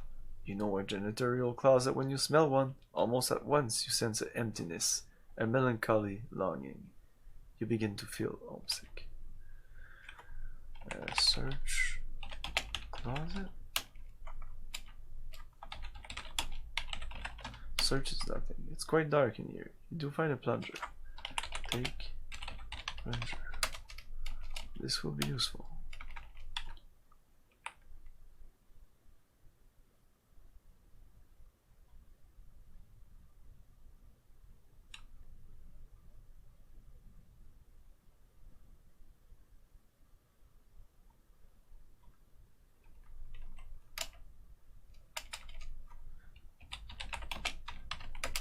Let's go back to 1 from this place. Where will that take me?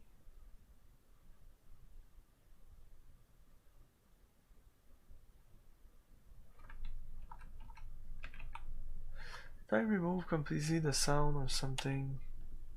Oh my god. Yes, the sound was off. Shit. I missed a couple of things, it seems. Oh well. Oh well, I thought it was silent. I was like, oh, this game's silent. Oh, this brings me back here, so okay. Because there is a sound when you go in here. Push 2. 2. There's no 2. Push 4, I guess.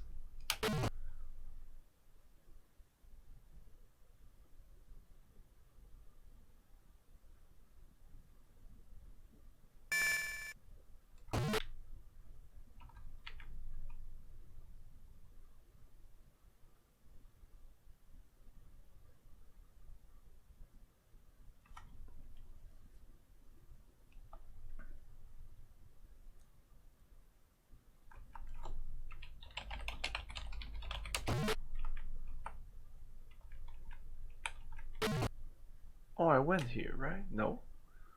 What? Is the same thing as the other one? Oh, I might want to search this one also, just in case.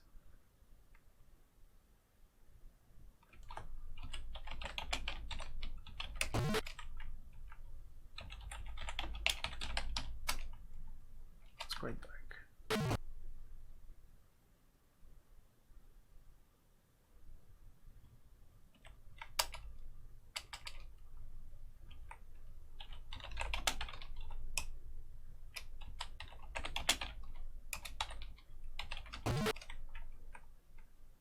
Yeah, the 2 doors bring to the same place. Look around. You have stepped into a porcelain palace of sorts. It is obviously a restroom, a place which, in an interesting fashion, serves to exhibit the physical diversity of the universe. You're in space. The walls are covered in an easy-to-hose-down synthetic material. Attached to them in various locations are devices designed to efficiently collect waste products from the life forms which are able to physically match up to them. On the back wall are stalls. 3 of them are in use, judging by the various feet which show beneath the stall doors to the left doors. Okay.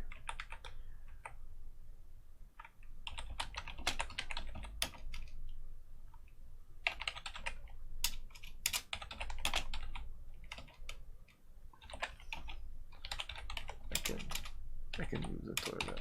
Oh. I don't know if it gives points. You slide your uniform pants down and you set onto the cool ring. You go through whatever motions might be normal for you during this act. Refresh, you grab your pants and compose yourself.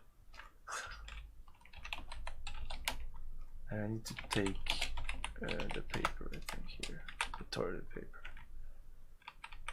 And I think that's it. Okay, next.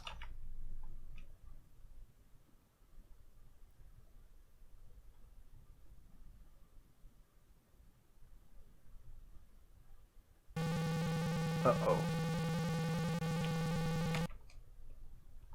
Let's just die at a funny death.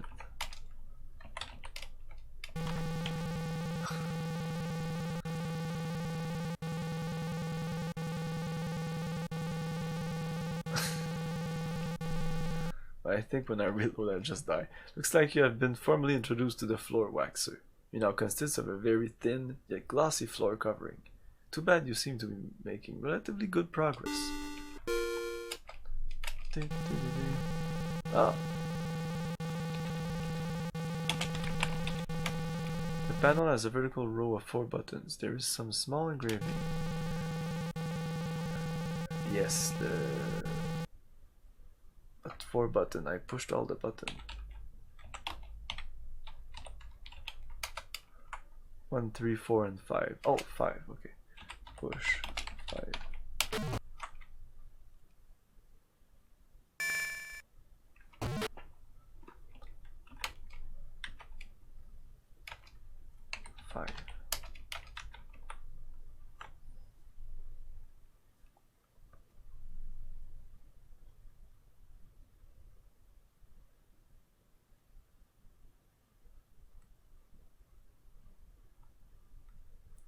Oh yeah, this thing.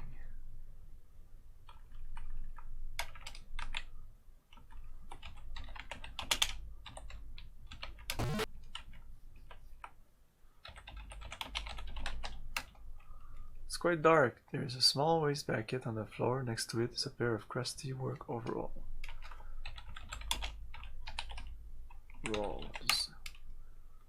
They are weighted up on the floor. Take overalls. You pick up the overalls. They are very small and quite worn out, not to mention filthy, and for no use to you. You toss them back on the floor. As you set them down, something falls to the floor. Look. Floor. You see some filthy overall, a waste basket, and a lighter. Take basket. Aren't you amazed by how much stuff an adventure game hero can carry? You've just got to know how to pack. It's not that bad in this game. Take lighter, like a supporter, no problem. Whistle, toilet paper, a lighter, a translator, no problem. Gem, put in my pocket. Waste basket, okay. The key and the key card. Oh, there's a plunger. But yeah, apart from that, it's not like it gets much worse as the game goes on. It's the final one, the sixth one is pretty. There's a lot of stuff in your inventory. Just save again. So this one. So let's die. Youch, you feel alarmingly dense.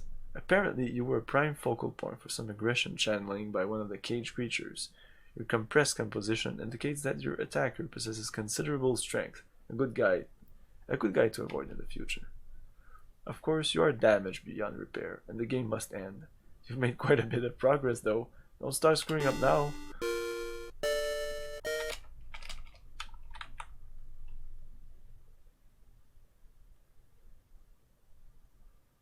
Oh yeah, this is cool. Oh no, when this sale is opening.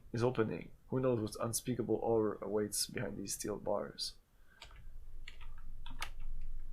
And I need to save here because I might do something.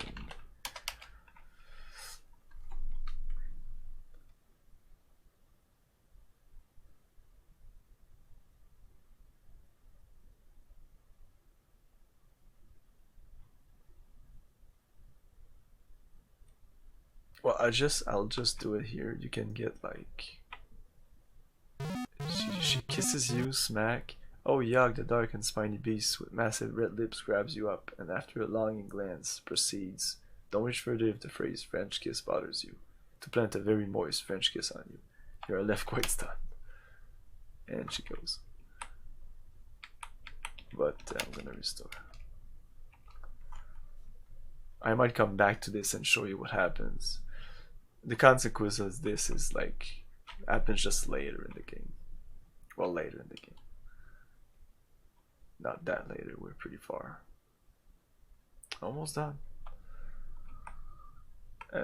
Push one quick. Not right now. Whoops, I wasn't fast enough.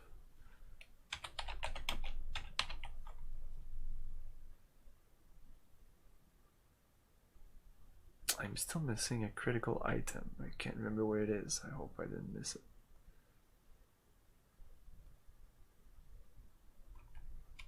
Push one.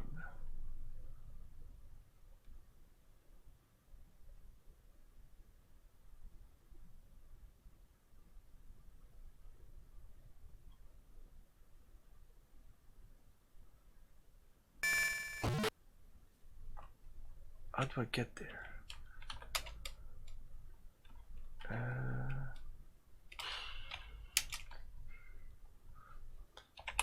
Back up, whatever. Now I need to go down here. I think I have all I need to bypass this little thing. The door behind you closes solidly.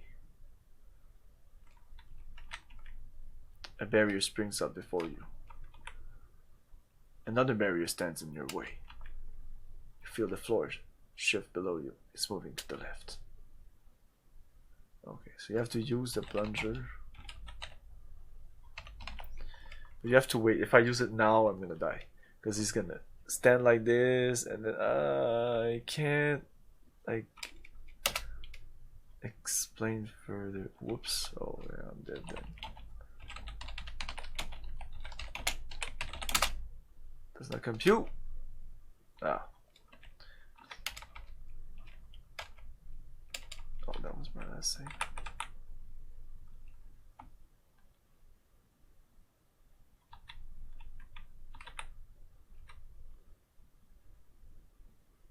So stick plunger on the wall.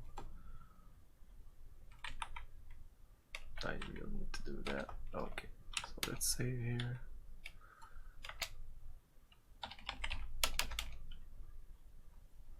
Stick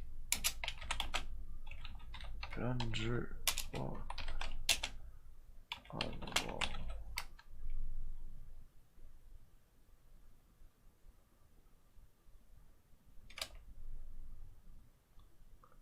Whoops. Ah, fuck.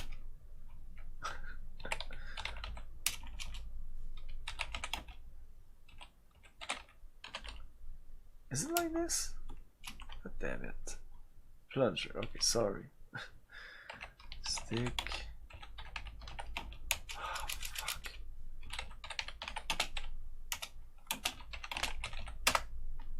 Using formerly uncharacteristic creativity, you apply the suction cup-like plunger, the smooth metal finish, and hang on for dear life. Once a janitor, always a janitor.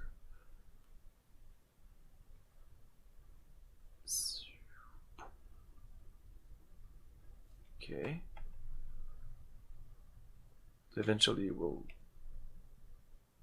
lose the grip. No? Weirdly enough, You can't stay like that if you start, like I'll show you, but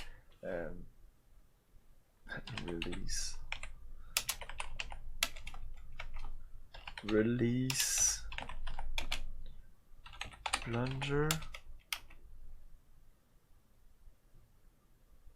drop down, release your grip. That's what I said. Drop back down. Take plunger, no. Okay, so okay. Yeah, if you do like stick plunger, I'm not.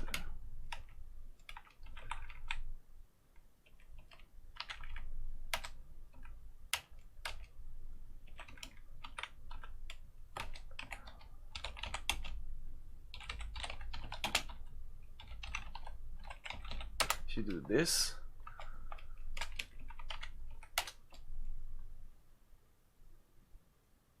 he doesn't stay there. Eventually he's gonna be like, I can't. And you did. Oh, fastest. You can't hang on no longer. Your grip weakens.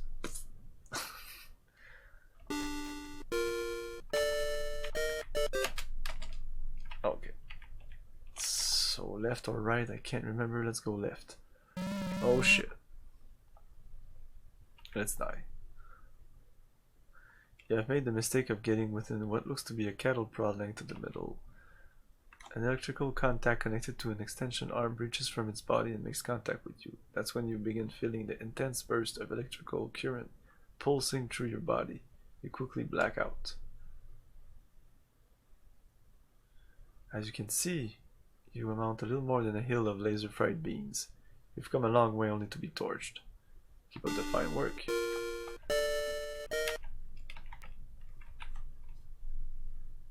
So I do remember what I have to do, I just want to see what's going on here. It's the same thing.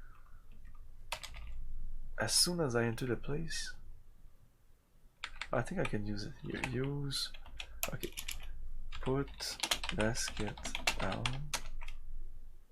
What? Oh, put paper in basket. Okay. Put basket down. Yes. Light paper with lighter. And then the sprinklers. While receiving a nice hosing yourself, the basket fire is extinguished. Second laser allows series of pops is followed by a smell of fried electronics. The sprinklers sense accomplishment and cease operation.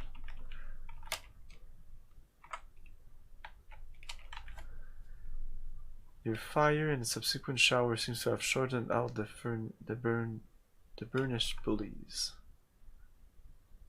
Okay, but this is still just a dead end.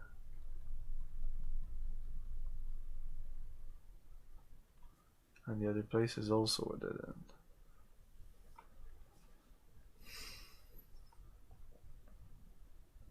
Oh no, it's not. There's a door. That's a door.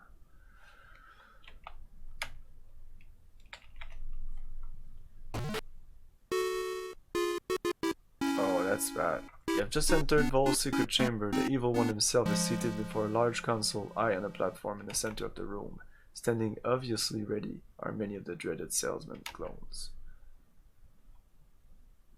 So, Roger, we meet again. I must say I'm quite impressed with your resourcefulness and tenacity.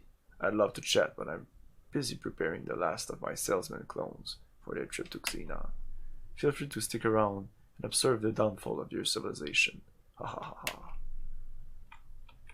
Okay, I can move around.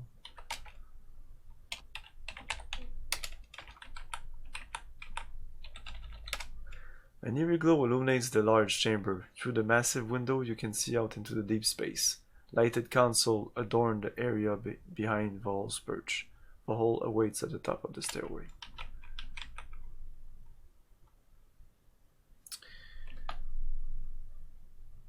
Yeah, I'm missing an item. And I have no idea where it is. Like 2 items might have. Yeah. 2.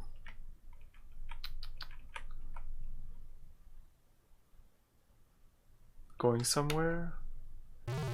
Yeah, because he does that and now I'm stuck.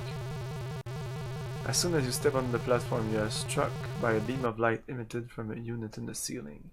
In a matter of seconds, you are broken down into microparticles and extracted from the air. Again, the beam strikes, this time blasting into a glass jar in the console. It is there that you are molecularly reconstructed in a miniaturized form. Well, I'll be darned. My miniaturized beam does work, Vohaul's voice booms. In the old days, I test these things on myself, but as you may have noticed by my appearance, being my own guinea pig has had its disadvantages. I guess this will keep you out of my way once and for all. You'll make a nice conversation piece. With that, Vohaul turns away to put finishing touches on Xenon Fates. So yeah, I don't know.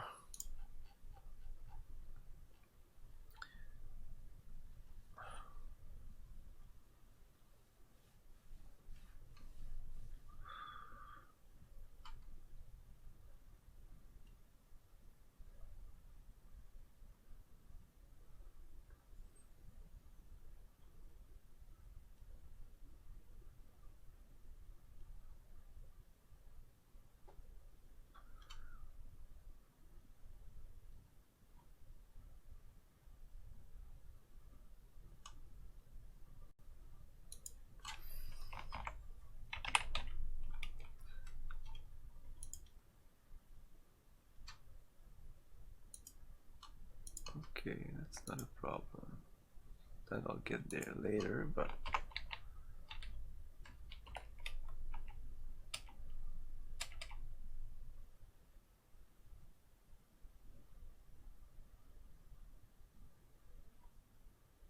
it was in a closet. How'd I miss it?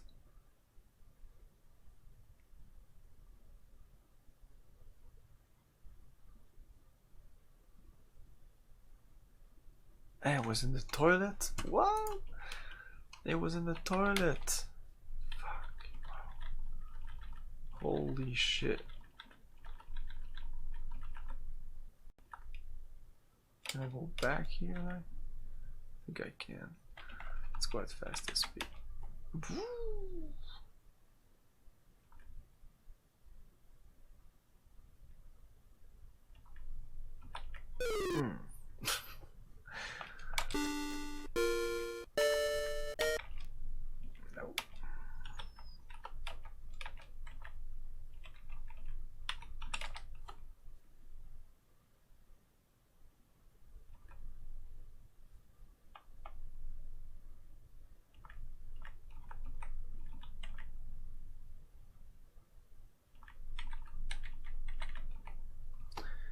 Push 4? I think it was 4. The toilets, bathroom.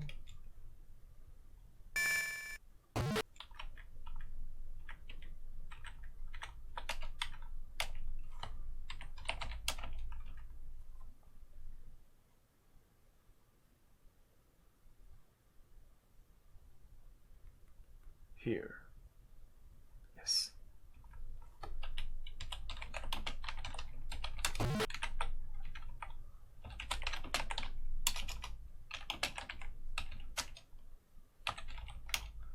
Inside of the stall is a sight to behold. There's a writing of various language etched on the walls. The floor has an interesting coating of some type of congealed dreck. It appears that the toilet may have been white once the toilet paper dispenser hangs on the wall.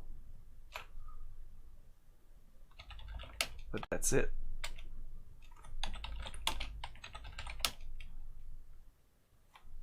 Better with it is you see everything from tiny fish-type scales to short curly hairs to dendra flakes the size of toenails, and don't even bother to try.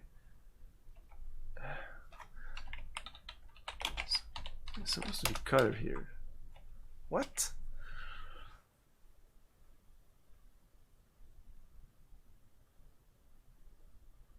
Oh man, are you serious? Are you serial? No. Okay, I don't get it now. Oh, east west. There was cutter in this closet here? Oh shit, wow.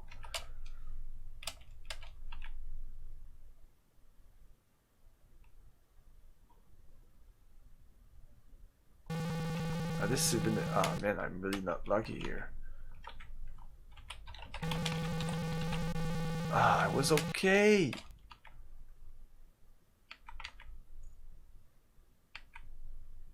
Oh my god. Is this RNG?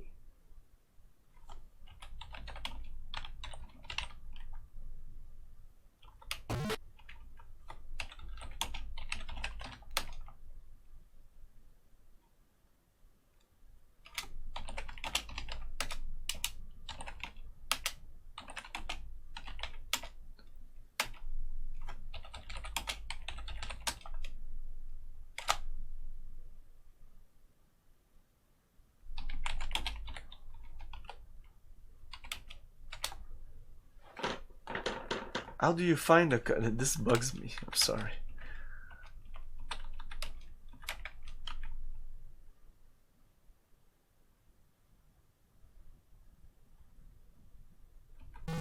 Ah, shit.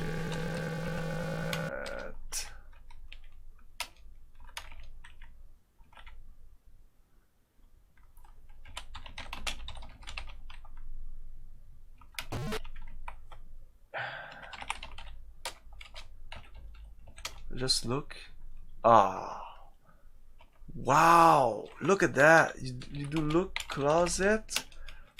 But if you do just look, it says there's a... Oh, that's kind of dumb. Whatever. I did all the things correctly.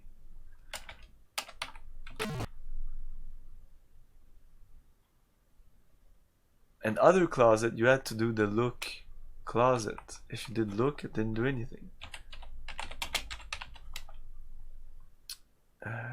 Push one. You know what? Right now, I would want to save like Alien 2 and try to get kissed by the alien next time. Show you, or even show you the death by the alien right now. I don't know.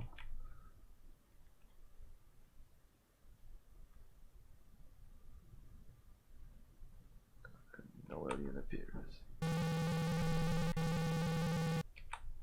Oh. Oh well. Let's go with this. No, this was push one. Back on level 1.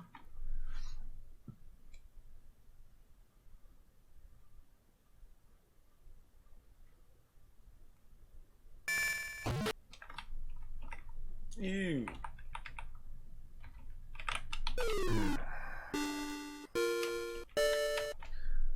Okay, I will level lower the speed.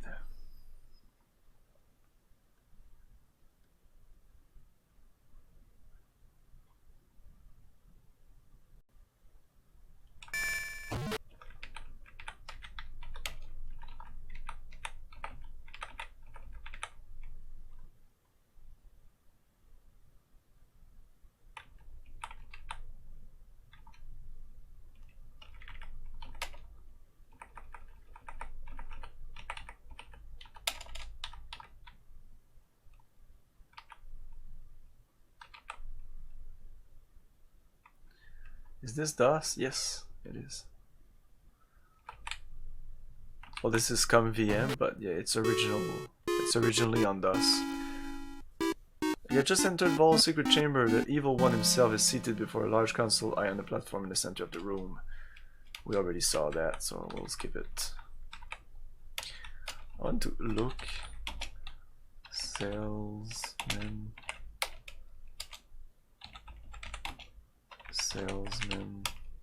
These guys are your worst nightmare come true. Imagine hundreds of John Davidsons in magnetically hazardous polyester suits, the color alone capable of rendering helpless the infirm.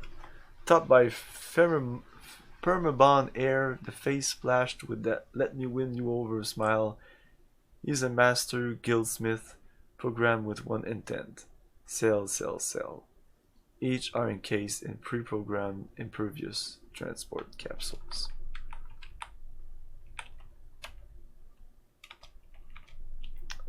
Let's save over Vohaul because this is the right one. Now it's gonna do this thing.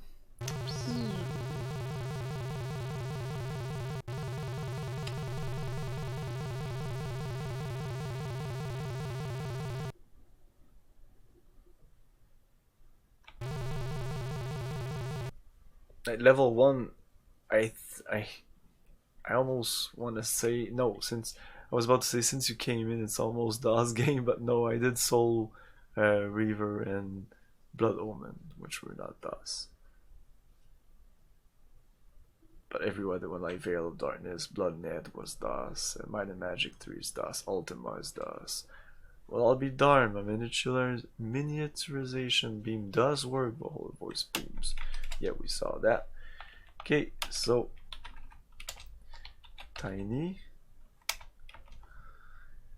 Use cutter. Sweep. The newly cut pane of glass falls to counter. Apparently, Vohaul doesn't notice. You are on the surface of a console. A large compared to you. Jar sits in the middle. A hole has been cut in the side. There are some vents near the back. Oh yeah, this is cool. That's tiny.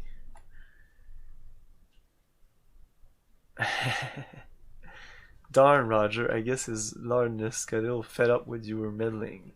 You've been redesigned once again, revealing a permanent overhead view. You resemble one of those wonderfully colorful mosaic commonly found on windshields.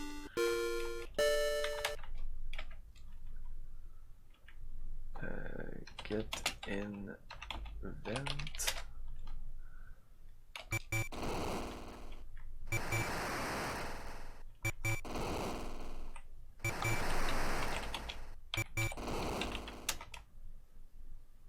Way to go, Roger. You've just disconnected Vohaul's life support system. He's a goner without it. So, I just killed Vohaul. Get out. Yeah, you can see Vohaul struggling to take his last few breaths. Not you again! You think you have won, but all you have done is seal your own fate. He reaches up and flips a switch on the far end of the console before dropping to the floor, dead.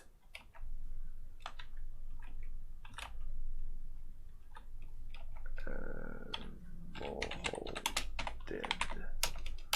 So I think this is there's a timed thing. Oh, you can die here. You now know for a fact that less weight does not equal less pain than the one set of deceleration trauma. You've come so far only to die in a dumb way. What a geek. Again, the game making fun of you.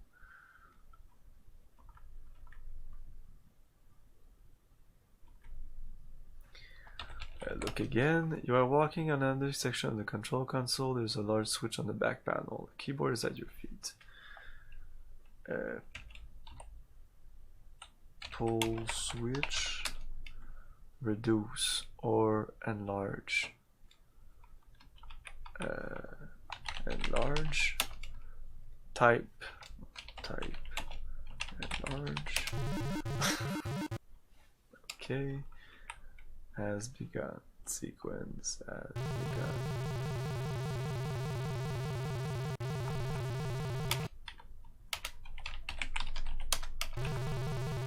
Enlarge.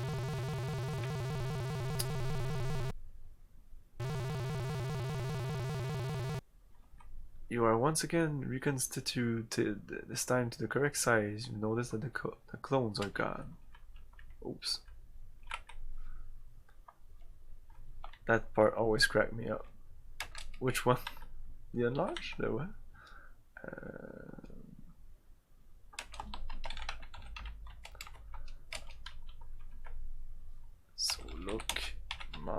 look.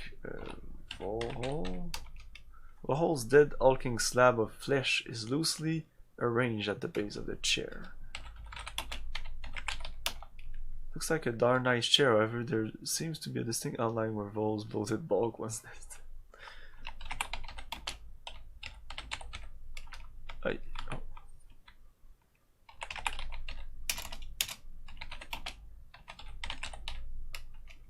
Get closer.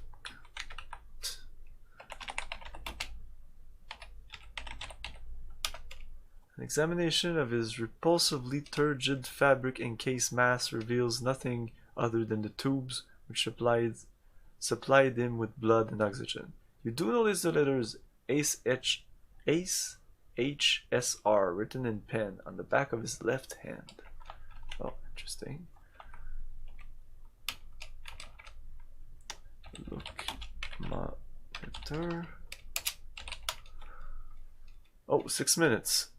And it goes on fast. General status, orbit decaying, terminal, critical, clone, launch, go, to launch aboard, enter code. Oh, so SHSR? Abort granted. Exit. F6 to exit the screen. Are we almost done with the game?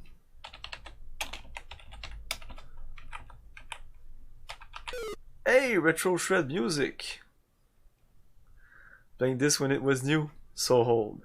Yeah, I did play this when this was new. Well, Roger, you found one more way to snatch humiliation with the jaws of heroism. Fastest 6 minutes ever. Oh, it can go faster. Like, it's because I was on the fast thing. If I was on normal, I think it would have been okay. Like, we can check it out.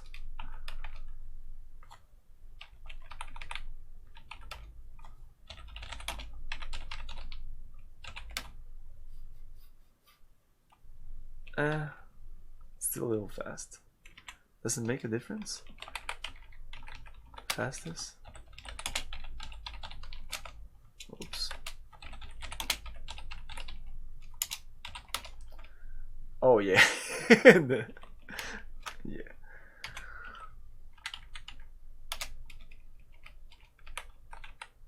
Okay, this is kind of a pain here. Let's go with slow.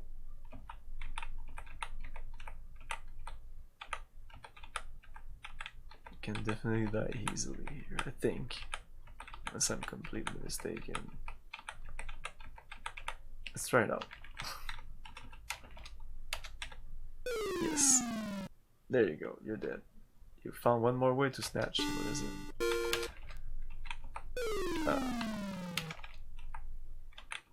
Okay.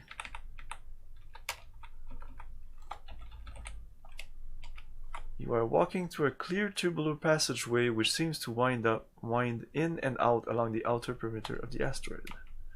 Here's a box. The box. You open the box and notice an oxygen mask. Remove it and close the box.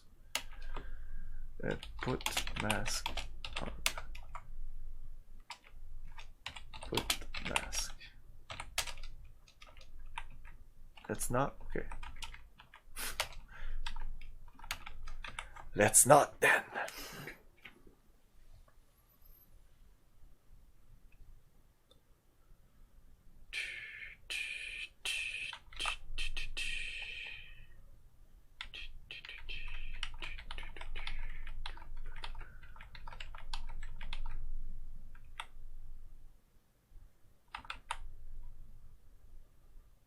No.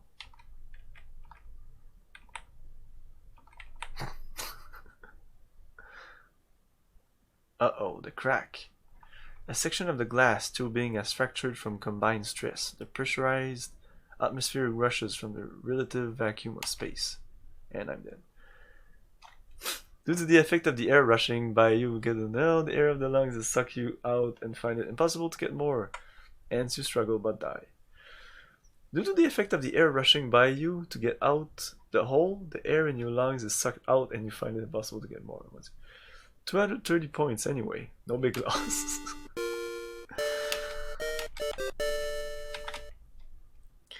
I did try to put the mask on. Okay, oh.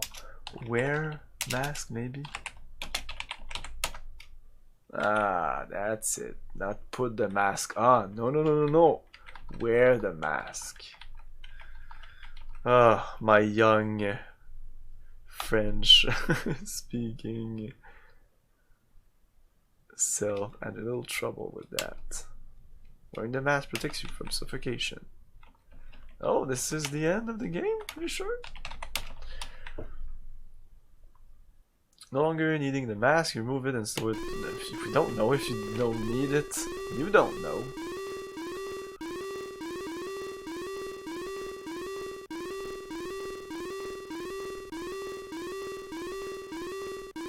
This is where you die if you got kissed by the alien, by the way. And the alien burst out of your chest. I'm not gonna do it because it's kind of long. Uh-oh. Oh man, I do remember this shit. Fuck. Okay.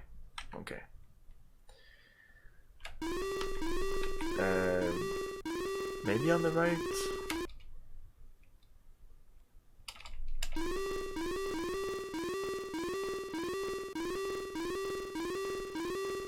This is not the right place, I think. Oh.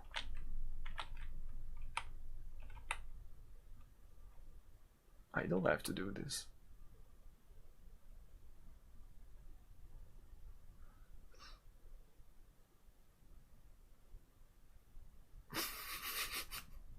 Because I could have opened that door with that droid. There's another droid like that right here. I think. Pretty sure. It's gonna be the same shit. I need to push button. I need to put speed at slow if I want to live, but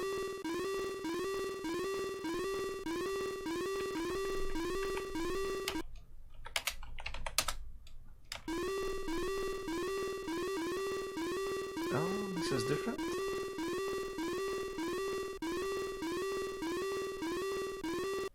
Yeah, same thing. 40 minutes. Enter. No, I have to do. Yeah, that's not fun enough. This is not fast enough. Any curiosity you may have harbored regarding the menacing metallic pests will now be satisfied as you have drawn too close. Your attention is attracted to a decal on the floor of the machine. It says the Vohaul Maromatic. This rouses your curiosity. Suddenly you note that each of and every bone in your body feels as though it has been transformed into molten matter. Never slow to catch on, you notice that you are cooking from the inside out. Now this is a pain that lingers. You're dead. Every drop of moisture is purged from your system by the intense heat of the internal barbecue. Your dehydrated composition makes it impossible to continue. Better luck next time, Roger. And he goes ahead and continues his life.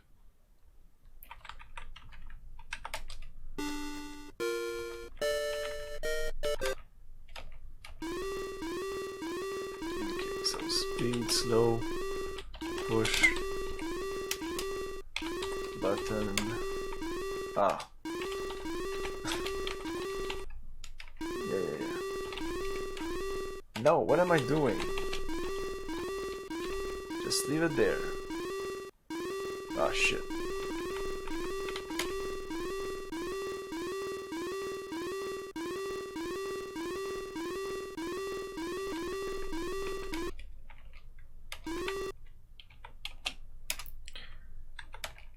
Am I dumb or what? Wow. Okay. Push button. Then change the speed to slow. Then go in. Then push the button. Then enter the door.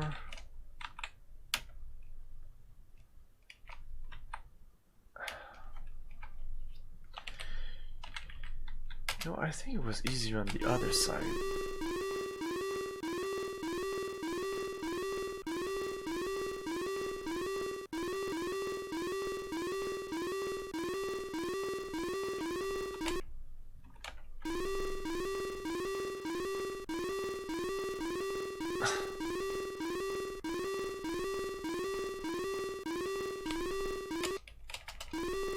Okay, it's right here. I have a little more time.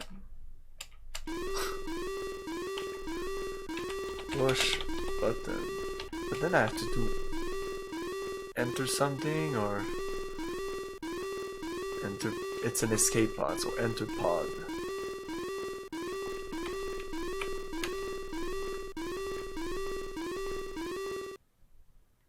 Slow motion. The button is on the other side, so it's pretty much the same thing. But I'm closer to the door. Push button. Enter pod. The robot has apparently decided that it is permissible for you to be here since you are in the pod already. And there you go. They could have put that robot just a little bit farther.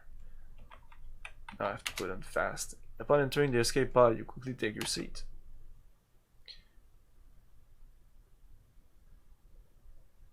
Oh, look. You are seated inside one of the emergency escape vehicles. Before you lies a control panel and a viewport. I'm gonna save because this is clearly the end. Look, panel. Push. Oops. Button. Warning! Emergency escape vehicle launch sequence has begun. Launch time. 9, 8, 7, 6, 5, 4, 3, 2, 1, 0.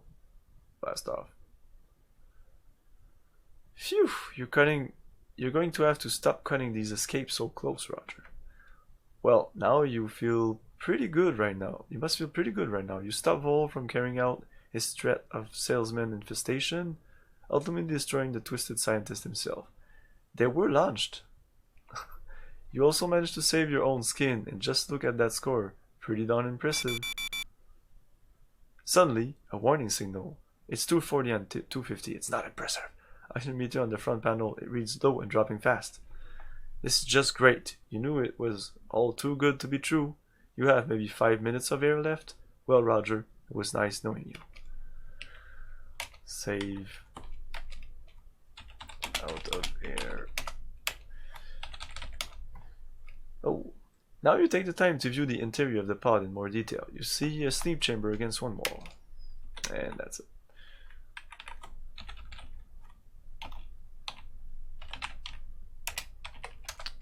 Now you take the time to, okay, so I just have to enter chamber. Get closer.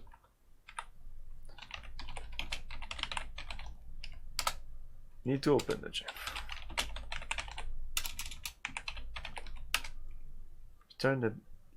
You turn back the plexiglass cover.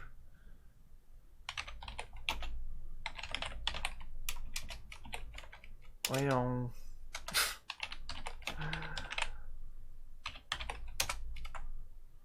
You make the split-second decision to enter the sleep chamber. It seals automatically. Soon you are overcome by a pleasant drowsiness. This is certainly better than suffocating. You begin to drift away into a deep sleep with the satisfaction of having accomplished your task. You've come through in the clutch. And you deserve a nice long rest. Now, if someone would just pick you up somewhere along the way. So long, Roger, and thank you again for saving your people. 250 and 250. The end! And this was Space Quest 2. Space Quest 3 will start right where this left off, which I really appreciate. There is a strong feeling and continuity across the whole Space Quest series that I really like.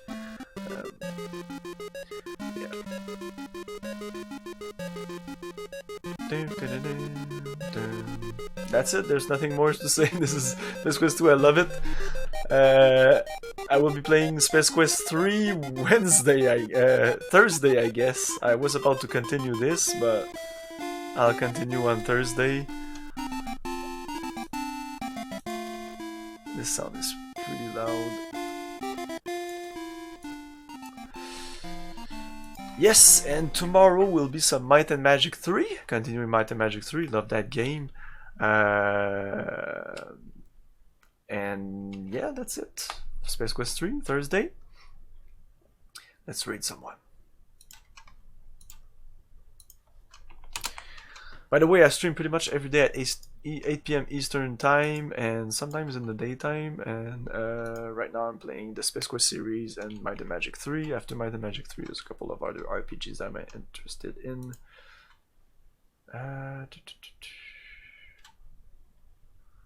Who will be the lucky?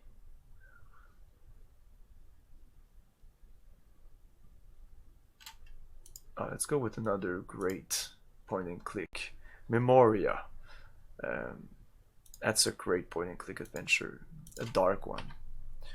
It's a follow-up from The Dark Eyes of Satanav, I think was the title. They're both games set in an RPG setting, I think, in a German RPG settings, like of a German game, I think. So thanks again, everyone, for watching. And see you next time, Rogers. Indeed. Remember to have fun, guys. Peace.